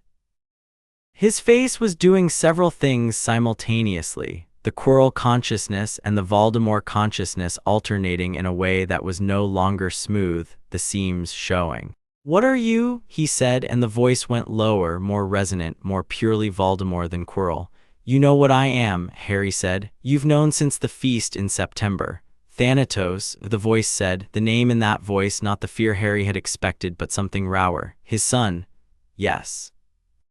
"Then you understand," the voice said, and now Quirrell's face was barely there, the Voldemort consciousness fully forward, and the terror that lived in the base structure of it was surfacing through the cold ambition, the way heat came through ice, not visible as terror but detectable, giving itself away in the temperature of the air, the quality of the darkness. "You understand what it is I'm doing, what I've done, the necessity of it." "I understand it," Harry said. "I don't agree with it." "You can't understand it," the voice said. "Not fully. You were born to him. Death is your inheritance, your comfort. For the rest of us," and something broke open in the voice briefly, the genuine thing underneath all the architecture, "for the rest of us it is annihilation." Harry looked at him. "It isn't," he said quietly. "I know you believe it is. You've built your entire existence on that belief. But it isn't annihilation, and I think somewhere under everything you've done, you know that. You know nothing about what I've seen what's after," Harry said. "Not because I'm supposed to tell you or because I want to argue with you, just because I'm telling you the truth, what you've been running from. It isn't what you think." The silence in the chamber was absolute. Quirrell's face had gone entirely, and what looked at Harry from behind the turban was old and terrible, and for one visible second without defense. The thing that looked out at Harry in that second was not Voldemort the Dark Lord, and not the shadow of Tom Riddle, and not any of the accumulated architecture of power and cruelty and desperate self-preservation. It was just fear, bare and old and exhausted. "Give me the stone," the voice said, and it came back armored because it had to, because there was nothing left but the armor. "No," Harry said. "I will." "What?" Harry said. "Kill me." He held the other consciousness's gaze with the complete unblinking attention of his inheritance, the deep water calm of something that had never needed to be afraid of this. "That would be interesting, given what I am." Quirrell lunged. Harry caught his wrist. The contact between them lit the chamber, not metaphorically, physically, a blaze of silver-white light that had no spell attached to it, just the combustion of direct contact between the vessel of something that had fled death for decades and the son of death himself. Quirrell screamed. Not in attack, not in magic, in pure animal pain, the pain of something fundamentally incompatible being forced into proximity. Harry held on. He felt it, the second soul signature, blazing and terrible and terrified, and beneath the terror the exhaustion, the centuries of accumulated flight. The cost of being Tom Riddle, who had done everything possible to avoid the one inevitable thing, and had succeeded only in making himself into a shadow of what he might have been, hollow and desperate and clinging to existence with both hands. Harry felt sorry for him. He had said so months ago to the Grey Lady, and it was still true. He also held on. "There's nowhere to go," Harry said, quietly, not unkindly. "You've been running for 40 years, there's nowhere. And what you're running toward, the stone, the immortality, it doesn't give you what you want. What you want is to stop being afraid. The stone doesn't do that." "Let go," the voice said, and it was fracturing. "I'm not hurting you," Harry said, which was true. The light was the incompatibility, not Harry's intent. "I'm not trying to hurt you." "Then what are you? What are you doing?" "Nothing," Harry said. "I'm just here, that's all." And that was the unbearable thing. Not a weapon, not a spell, not a force that could be countered or redirected or overcome by sufficient ambition. Just presence. The presence of the thing that Voldemort had spent his entire existence trying to escape, and it was holding his wrist and looking at him with genuine sorrow, and it was just there, patient and absolute. The second soul signature convulsed. Quirrell collapsed. Harry let go. He stood in the silver-white light that was fading back into the ambient glow of the chamber and looked down at Quirrell, who was unconscious and breathing, and felt the second soul signature leave, not die, not in the conventional sense, more like depart, which was a different thing and which Harry tracked with his deepest perception as it went. It was not gone. It was dispersed, broken off from the fragment it had been inhabiting, sent back into the uncertain half-life it had occupied before it found Quirrell. Not ended, but moved on, changed. Harry crouched beside Quirrell and checked him alive, the soul signature of queerness. Quirrell still present, damaged but intact. He would recover. The parasitic occupation had taken a cost, but the man was still there underneath it. Harry stood up. He looked at the mirror of Eris. He walked to it. He didn't look at his reflection, he looked at the mirror itself, the deep structure of it, the enchantment Dumbledore had woven into it. He could see the stone, feel it more precisely, a warm pulse of old power in the mirror's silver-dark interior. He held his hand up in the mirror, responding to the same principle Dumbledore had intended. Only he who wanted to find it but not use it put the stone in his hand. It was small, smooth, red. It had the quality of something that had been wanted by a very long chain of people for a very long time, and that accumulated desire had left its own residue, a warmth in the stone that was partly physical and partly something else. Harry looked at it for a moment, turned it over. The perception reached into it, and he felt what it was and what it could do, and also, underneath the mechanics of its power, what it was made of, the specific old magic in the stone, the centuries of careful alchemy, the intention behind it. He put it in his pocket. Then he sat down on the floor of the chamber beside the unconscious Quirrell and waited for Dumbledore. He was there in 12 minutes. Chapter 6: What Death Teaches. Dumbledore arrived through the door Harry had come through, moving with the particular quality of someone who had been moving quickly and was now mastering their arrival into stillness. He took in the chamber in one comprehensive look. The fading light, Quirrell unconscious on the floor, Harry sitting beside him with the perfect equanimity of someone who had been waiting for the kettle. He looked at Harry for a long moment. "Are you hurt?" he said. "No," Harry said. Dumbledore's eyes went to Quirrell, then back to Harry, then briefly to the mirror of Eris, which stood quiet and dark in the corner, not showing anything in particular to anyone. "The stone," he said. Harry reached into his pocket and held it up. Dumbledore crossed the chamber and took it with both hands, carefully, the way you took something irreplaceable. He held it for a moment with an expression that had several layers, and the deepest of which was something close to relief. "How did you?" "The mirror gave it to me," Harry said. "I didn't want to use it, just to find it." He paused. "I understand now why you designed it that way." Dumbledore looked at him. "Most people who got this far would have wanted to use it," he said. "The temptation of the stone at this proximity." "I don't want to live forever," Harry said. "I've seen what wanting to live forever does to people." He glanced at Quirrell. "It makes them into this." Dumbledore was quiet for a moment. He looked at Quirrell with an expression that had grief in it, genuine grief, the grief of someone who had watched a person be used up and had not found a way to prevent it. "He was a good scholar," Dumbledore said. "Before, Albania changed him, and then what he brought back from Albania changed him further." "He'll recover," Harry said. "His own soul is intact, damaged, but intact." Dumbledore looked at him. "You can tell." "Yes, and Voldemort, dispersed," Harry said, "not gone.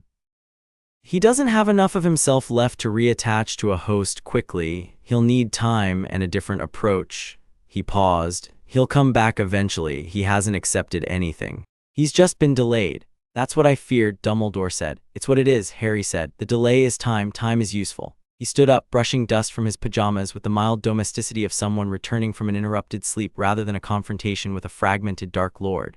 "He's afraid of me in a way that doesn't resolve itself. Every time he encounters what I am, it compounds. That's not nothing."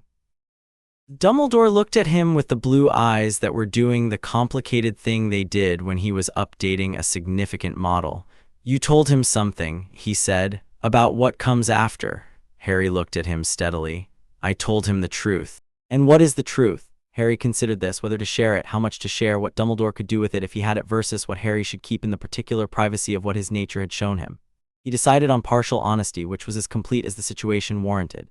"That it isn't annihilation," Harry said. "That what he's been running from isn't what he thinks it is." He paused. "I don't have more detail than that. Some things aren't for sharing."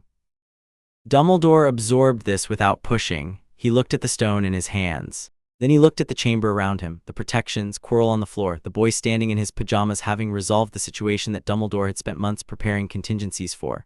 He looked like a man revising a very long-held assumption. "Harry," he said. "Yes, I owe you an apology," Dumbledore said. "Several perhaps. I have spent this year managing you, watching you, trying to determine how much of a variable you represented and how to account for it." He paused, and the honesty in it was genuine, unguarded in the way he was rarely unguarded. "I treated you as a resource to be understood rather than a person to be known. That was wrong." Harry looked at him. Felt the truth of the apology. It was real, structurally real, not performed. Dumbledore was many things, but he was not dishonest in his self-assessment when he chose to make one. "I understand why," Harry said. "I'm difficult to place. You're used to being the most unusual thing in any room. A paw. I don't hold it against you." "You're extraordinarily gracious," Dumbledore said. "For 11. I've had good teachers, Harry said. Your father, Dumbledore said. Not dismissively, with genuine acknowledgement. And other people, Harry said. This year, he looked at the door. I should get back. My friends will, of course, Dumbledore said. Go. Harry moved toward the door and then stopped because there was one more thing. He turned back. The stone, he said. You should destroy it. Dumbledore looked at him. Nicholas Flamel has had a long life, Harry said. Long and full. What comes after isn't what he's afraid of. I think if you spoke to him honestly, he'd understand that. And the stone existing is, he paused. It's a target. It will always be a target. For Voldemort, and after Voldemort, for the next person who decides that death is the enemy. He held Dumbledore's gaze. It shouldn't exist, not because it's evil, it isn't, but because of what it makes people into. Dumbledore held the stone and was quiet for a very long time. I'll speak to Nicholas, he said finally. Good, Harry said. He went back through the door. Hermione met him first. She was on her feet the moment he came through and crossed the distance between them before he'd fully processed her movement. And when she reached him, she took his face in both hands and looked at him with the specific forensic attention of a person conducting an assessment. Are you all right? She said. Not a question. Yes, Harry said. She looked at him for another 3 seconds, confirming this to her own satisfaction, and then let go and stepped back and said good, in the tone she used when she had been more worried than she'd intended to show, and was now redistributing the worry into activity. Ron was behind her, and when Harry met his eyes, Ron gave a single nod that encompassed about 4 different things simultaneously. Relief, confirmation, something like respect, and the uncomplicated gladness of someone who had genuinely not been certain of the outcome and is now very happy to be uncertain no longer. He clapped Harry on the shoulder once. Neville said nothing. He looked at Harry with the expression he'd been slowly developing all year, the one that had started as fear and had passed through so many intermediate states that it was now something Harry didn't have an easy word for. It had the quality of things that were real and specific and entirely his own. Is it done? Neville asked. For now, Harry said. Neville nodded. He reached out and briefly gripped Harry's arm, the gesture of someone who has decided that the formality between them has been sufficiently dissolved to allow this, and then let go. They went back through the chambers. The chessboard was still in its final configuration from Ron's game. The bottle puzzle was still laid out on its plinth. The devil's snare had retreated fully to the ceiling dormant, and they moved through it without incident. The Cerberus was asleep when they came up through the trapdoor, actually asleep this time, the deep uncomplicated sleep of an enormous animal. All 3 heads down, 6 eyes closed, the 3 breathing rhythms merged into single slow tide. Harry came up last and closed the trapdoor quietly. They walked back to Gryffindor Tower through the empty castle. The walk took 12 minutes and nobody said much of anything, which was a different quality of silence from the one on the way down. The way down had been the silence of people managing their fear into something usable. This was the silence of people who had done something and were letting it settle, the particular quiet that comes after significant events when the adrenaline is releasing and what's left is just the fact of having been through something together. Harry noticed this silence and found he valued it more than a conversation would have been. At the portrait hole, Hermione said, "Hospital wing tomorrow." "I want Madame Pomfrey to check all of us over." "I'm fine," Ron said. "I didn't ask if you were fine," Hermione said. "I said tomorrow." "Yeah, all right," Ron said. They went in. The common room was empty and warm, the fire not quite out, still throwing a low amber light across the red and gold of the space. Harry stood in the doorway for a moment and looked at it. It looked exactly like the thing the mirror had shown him. Not identical in detail, but the quality of it, the warmth and the people and the specific lay tower reality of a place that was his in a way he hadn't had before. He went to his dormitory and lay down and looked at the dark ceiling and thought about the year.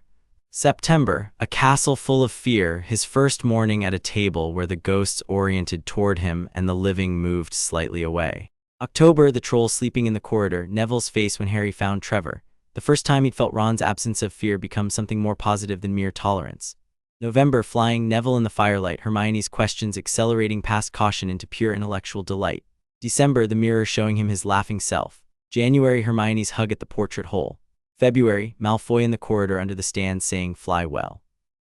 March, all of it, the trapdoor, the chambers, his friends' faces in the light below. He thought about Voldemort dispersed back into the cold half-life of a soul that had made itself too small to hold everything it once was. He felt sorry about that. He had said so, had meant it, still meant it.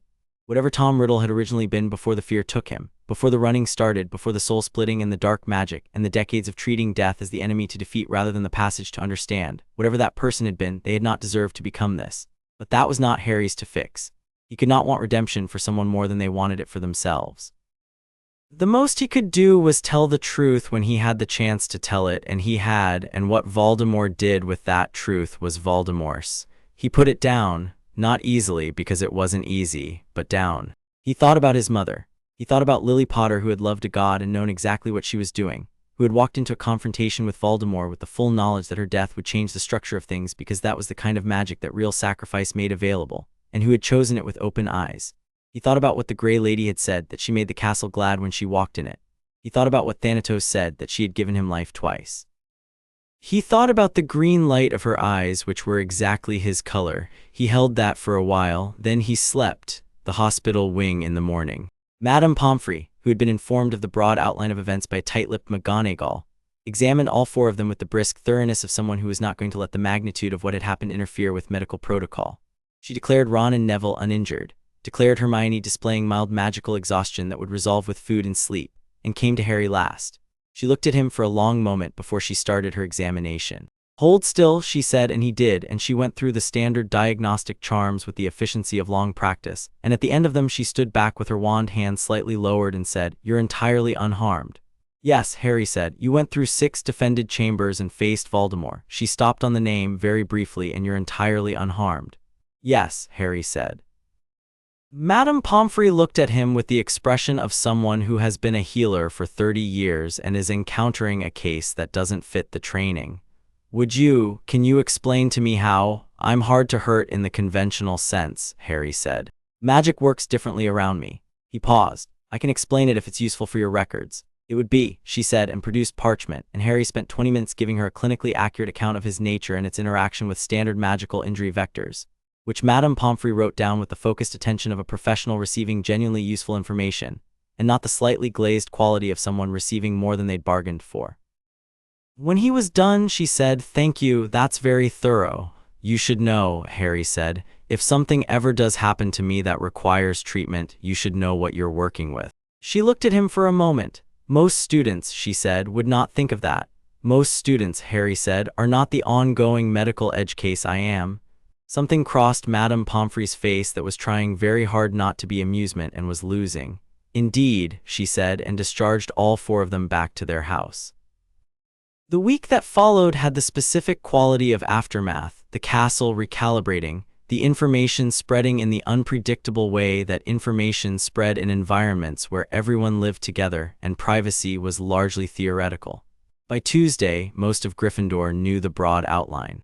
By Wednesday, most of the school knew something, though the versions circulating had the usual mutational drift of story by word of mouth, and Harry heard versions that ranged from roughly accurate to involving a dragon. He did not correct the versions involving a dragon. He found them more interesting. What changed was the radius. The consistent few feet of extra space that the students around him had maintained since September, the unconscious drift away, the gone quiet of corridors, the instinctive animal recognition of his nature producing its familiar social weather, didn't disappear. He had not expected it to disappear. What his nature was had not changed, and bodies told the truth before minds caught up. But the quality of it changed. It was still there, the recognition. Still the same slight pulling back at the unconscious level, but layered over it now, in the majority of students who passed him in the corridors and the dining hall and on the grounds, was something else. Something that had arrived through the accumulation of a year's worth of small things. The troll on Halloween, the Cerberus corridor, the Quidditch pitch in February, the quiet consistency of his presence in their castle across 8 months. The fear was still there, but it had developed an undertone. Respect, Harry recognized after a day of reading it. Not the performed deference that status demanded. The other kind, the involuntary kind that comes from genuine encountering, from watching something be exactly itself with total consistency and finding that the thing, however strange, was not malicious, was not cruel, was in fact quite reliably on the side of the people in its orbit. This was, Harry thought, more than he'd expected by June. He'd prepared himself for the fear to be permanent and largely unmodifiable. The possibility that it might develop into something more complicated was good. It was a good thing, and he let himself feel that it was good. Not all of it was generous. Draco Malfoy in potions on Thursday gave Harry a look that was trying to be contempt and landing somewhere considerably more complicated. a look that Harry recognized as someone in the middle of a very long argument with themselves about the categories they'd been given and whether those categories were actually adequate. Several Slytherin fifth years had gone out of their way to be pointedly cold in the corridors, which was the specific performance of people who had decided to use hostility as a method of managing their discomfort. Harry found this straightforwardly less interesting than the other responses and mostly ignored it. Snape was Snape. In potions, he was as precisely cutting as always, his marking as exacting, his manner as controlled. But Harry caught him twice, once looking at Harry's work with an expression that had let its management slip for a quarter second into something that was approximately honest, and once in the corridor after class where Harry had stayed to ask a question about a technique and Snape had answered it with the exact precision of a man who had decided to give a real answer rather than a performative one. It was the closest they got this year to anything direct. Harry thought that was fine. Some relationships needed more time than 8 months. Dumbledore called him back on Friday. The office again, the instruments clicking, the phoenix on its stand, the portrait headmasters at varying levels of alertness. Harry sat down and noted that the space felt different from the last time he'd been here. The careful quality of their earlier meetings, where Dumbledore had been building his assessment, was gone. What was there instead was simpler and less strategic. Nicholas Flamel has agreed, Dumbledore said. Harry looked at him. We spoke last night. I told him I was honest with him, as you suggested, and as I should have been long ago. A pause. He said he had been thinking about it for some time, that he and Perenelle had been, that they were ready. That the fear was mostly habit at this point.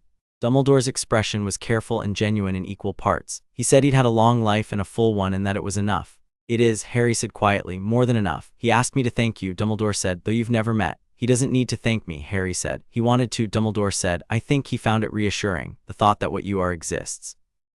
That someone can speak to what comes after with not knowledge exactly but proximity. It helped him. He looked at his desk for a moment. It helped me a little, if I'm honest. Harry looked at him. The old man with his extraordinary life and his complicated methods and his genuine love for the people he managed and failed to simply trust. The ghost of Dumbledore's own fear, which was real and old and had its own shape just as everyone's did.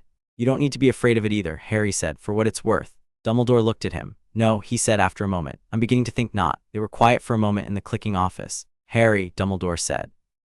What you said to Voldemort, that it isn't annihilation, that you've seen what's after. He paused. I've wondered, your father in the dreams, in the threshold, he has told you things. About the structure of it, what it is.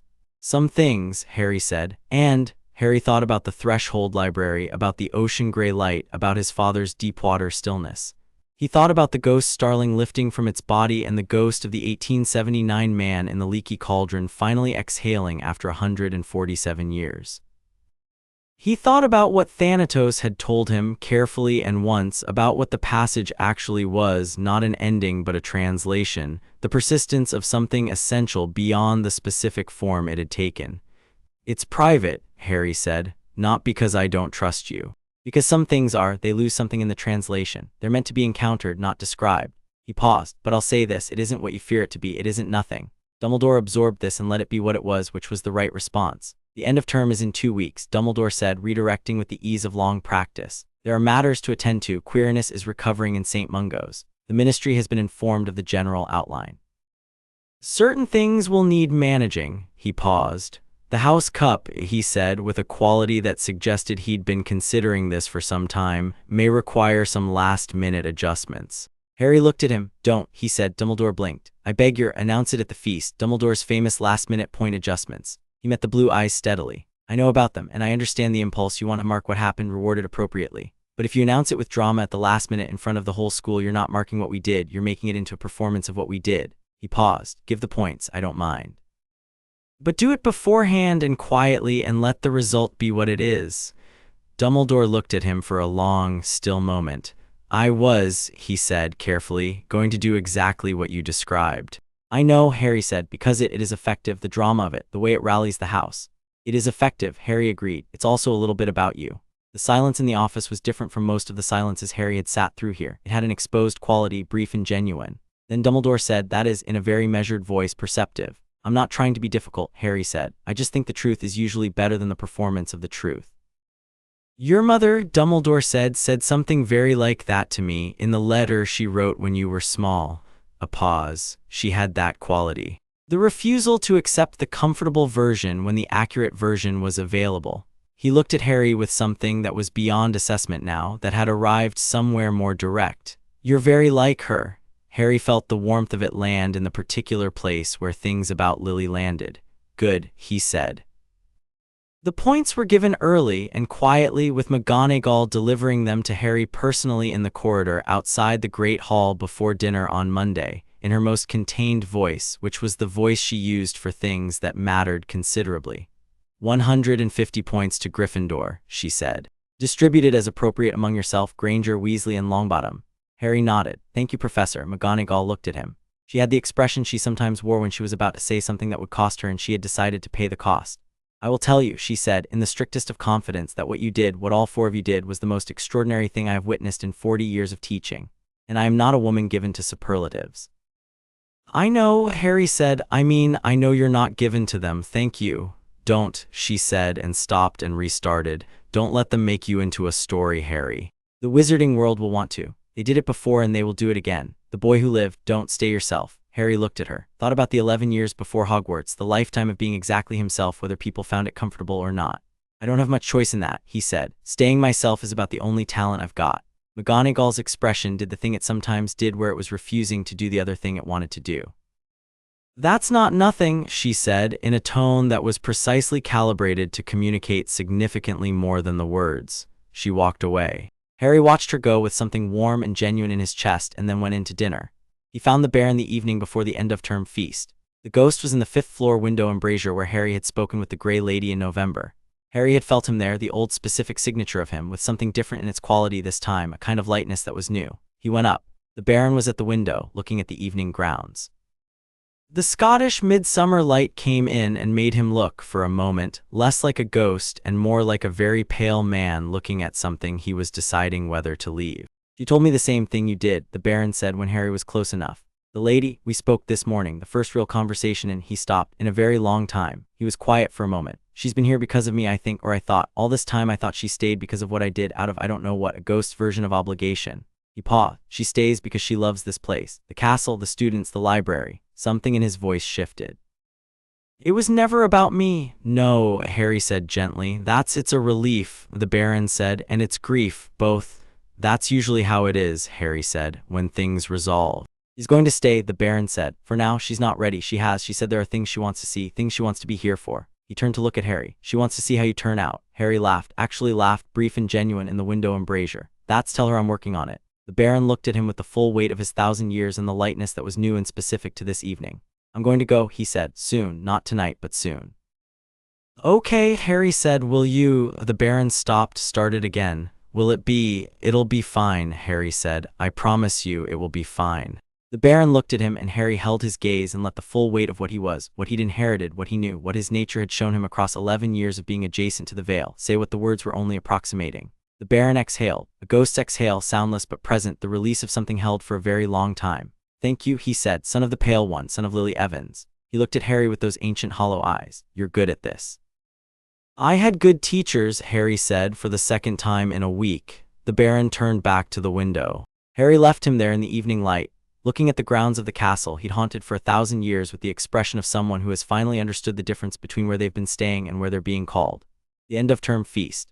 The Great Hall at its fullest and warmest, end-of-year energy everywhere. Students heading home, summer opening up ahead. The particular mix of relief and nostalgia that came with the last few days of anything significant. Gryffindor had won the House Cup, the points confirmed, and the banner already replacing Slytherin's green above the table. Harry sat with his friends at the Gryffindor table and ate. He ate the thing he'd come to understand was the actual measure of a good evening. Without distraction, fully present, tasting what was in front of him and hearing the people beside him and noticing the light on the enchanted ceiling and the sound of 400 students who were alive and here and glad.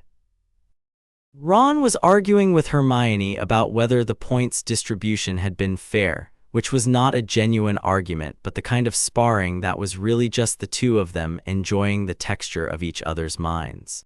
Neville was talking to Seamus about the end-of-year herbology project, which had apparently been the best he'd done all year, which it had, and which Neville was now discussing with the quiet confidence of someone who had discovered something true about what they were capable of and was still getting used to the size of it.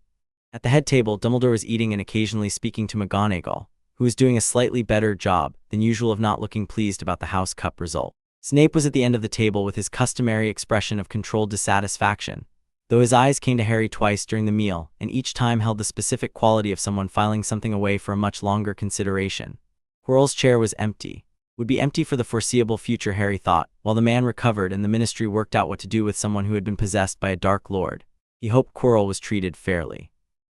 He hoped the Wizengamot had the capacity to understand the distinction between choice and coercion, though he had some reservations about the Wizengamot's track record with nuance. Across the hall, at the Slytherin table, Draco Malfoy was eating with Crabbe and Goyle on either side of him, and the specific expression of someone who had arrived at a decision about something and hadn't announced it yet. He caught Harry looking at him, held the eye contact for a moment, then gave a nod so small it could have been a twitch. Harry returned it. They would never be friends. Harry knew this with the same clarity he knew most things. It wasn't their trajectory, wasn't the shape available to them given the structures around Malfoy and the direction his family would push him. But they might become something more interesting than enemies, and the distinction mattered. The feast ended. Students began the general drift that preceded sleep, smaller groups consolidating. The last evening of term having its own gravitational pull toward the things people wanted to say before the summer interrupted them. Harry found himself eventually standing by the door to the Great Hall with Ron, Hermione, and Neville, each of them holding something, Ron a plate he'd liberated for later, Hermione her notebook, Neville Trevor. Harry had nothing in his hands, which felt right. "I can't believe we survived the year," Ron said, not melodramatically, with genuine retrospective appreciation. "The year's not over yet," Hermione pointed out, "the dangerous part." "Arguably every part of this year was the dangerous part," Neville said with the specific delivery of someone who had decided to find this funny and was committed to the bit. Ron pointed at him. "You're getting funnier, that's new." "I've always been funny," Neville said. "You've been too frightened to notice." "I wasn't," Ron started and then caught Harry's expression and said, "All right, briefly, but you were terrified," Hermione said cheerfully. "Mildly concerned," Ron said. "You hid behind me on the stairs to the common room for an entire week," Harry said.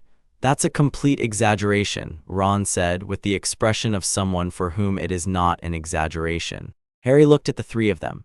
The feeling from the mirror, the warm, specific quality of it, the laughing version of himself surrounded by presents, was not quite in him yet, not as pure and unguarded as the mirror had shown it. But it was closer than it had been in September. Measurably closer, specifically closer, traceable to these three people and the 8 months of accumulated reality between them. He thought about what the Sorting Hat had said. You chose to want something that could hurt you. That's the only kind of bravery that actually counts. He thought about the Baron at the window in the evening light, exhaling. He thought about Lily in the deep stones of the castle, woven into the structure of a place that had been glad when she walked in it. "You lot," Harry said. They looked at him. "Summer," he said. "Let's stay in contact, proper contact, not just letters." Ron's face did the uncomplicated thing it did when it was glad. "Mum's already said," he told Harry, "that you're welcome at the Burrow, both of you," he added to Hermione and Neville. "All summer if you want. She'll feed you until you can't move." "That's the best offer I've heard all year," Hermione said, and meant it. Neville looked at the group of them with the expression he'd had at the beginning of the year, except completely inverted, all the same openness, all the same visibility, but the thing behind it was not fear anymore. It was something that Harry recognized from the mirror, from his father's rare moments of honest expression, from the feeling in his own chest on the morning after Christmas with the jumper. The simple, astonishing fact of not being alone. "Yeah," Neville said. "Yeah, okay." He went to the threshold that night. Not the ocean and not the library, it was the garden this time, dusklight, the warm dark coming in at the edges of the sky. His father was there in the usual way, sitting with the ease of something that didn't need to hurry, and looked at Harry when he arrived with the deep-water eyes. Harry sat down across from him in the dusk garden, and they looked at each other for a moment without speaking, which was comfortable in the specific way that it was comfortable between people who had been speaking for 11 years and had established the vocabulary. "Well," Thanatos said. "Well," Harry said. "How was it?" Harry thought about the year. About all of it, the starling in the garden of Privet Drive, the owl through the mail slot, Ollivander's hands on the strange wand, Train and Hermione's curiosity and Neville's toad, the castle arriving through the rain, the Sorting Hat's quiet comment about courage, Snape's expression over the asphodel question, the lower dungeons, the old grief in the stone, the Baron's slow accompaniment, the Grey Lady's honesty, the mirror showing him his laughing self, the troll sleeping in the corridor, the Cerberus in the chambers and Quirrell's face with the second consciousness blazing behind it. And then the ending, the Baron at the window in the evening light. The feast, his friends at the door of the great hall. "Good," Harry said. His father looked at him. Really good, Harry said, and the word didn't cover it and didn't need to.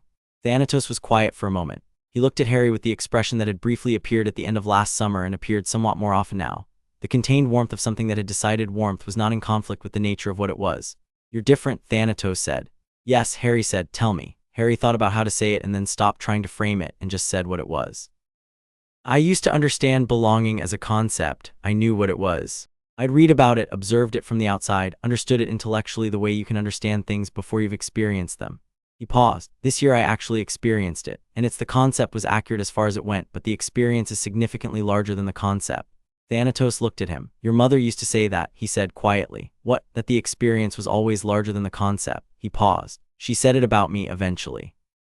After she had been afraid of what I was for a while and then decided not to be. She said the concept of loving something that frightened her was comprehensible. But the actual experience of it was, he stopped. His composure, which was the composure of eternity, had the slightest quality of something not quite settling in the way it always settled. Larger, Harry said. Yes, Thanatos said. They sat in the dusk garden in the threshold between sleep and waking, father and son, the god of death and the boy who was learning to be alive in the fullest sense of it. And the dusk deepened around them with the patience of things that had all the time there was. She'd be glad, Harry said, not a question. She is, Thanatos said, simply, directly, with the specific precision of someone who has access to the truth of a thing and chooses to offer it. Harry held that, let it be exactly what it was, which was large and warm and real. Next year, Harry said. Next year, Thanatos agreed. Voldemort isn't finished. I'm not finished either. No, Thanatos said, and here his father did the thing he very rarely did, which was smile without management, without the careful containment he brought to expressions of things that mattered. The smile of someone who has watched something become itself over 11 years and finds the result not merely adequate but genuinely, specifically good. You're just getting started. Harry felt it, the warmth and the truth of it, and the specific forward-facing quality of something that was not nostalgia but its opposite, the pull of what was still ahead. He felt the smile arrive on his own face with the same unguarded quality as the one in the mirror, the one his deepest self had shown him when asked what it wanted most. Yeah, he said, I am. He woke up. The dormitory, gray morning light coming in through the leaded windows, the muffled sounds of a Scottish summer dawn. Ron's peaceful snoring, Neville's quiet breathing, the ordinary, extraordinary fact of a room full of people he'd chosen and who had chosen him back. Harry lay in his bed and looked at the ceiling and felt the day beginning, and felt the year behind him and the years ahead of him, and felt, with a completeness he hadn't had in September, what it was like to belong to something, not because he needed it, not because he was afraid of being without it, but because he had wanted it and worked for it, and it had arrived, specific and warm and real. He got up, put on his jumper, the Christmas one, the green one with the lightning bolt, because it was the last morning of term and he could, and went downstairs to the common room where the fire was already going and the morning was already beginning, and there were people here who would in an hour be at breakfast, and in a week be scattered to the summer, and in 2 months be back. His people, his castle, his year. Harry Potter sat by the fire on the last morning of his first year at Hogwarts and felt the deep warmth of a life that was his and was good and was, in every sense that mattered, just getting started. In the wall behind him, the ghost of the Bloody Baron paused in his morning circuit of the castle and looked at the boy by the fire, and something in the old haunted face settled into a peace it hadn't worn in centuries. And then he continued on his way, through the warm stones of a castle that had been looking after people for a very long time and knew, in the deep patient way of old places, exactly what it had in its walls.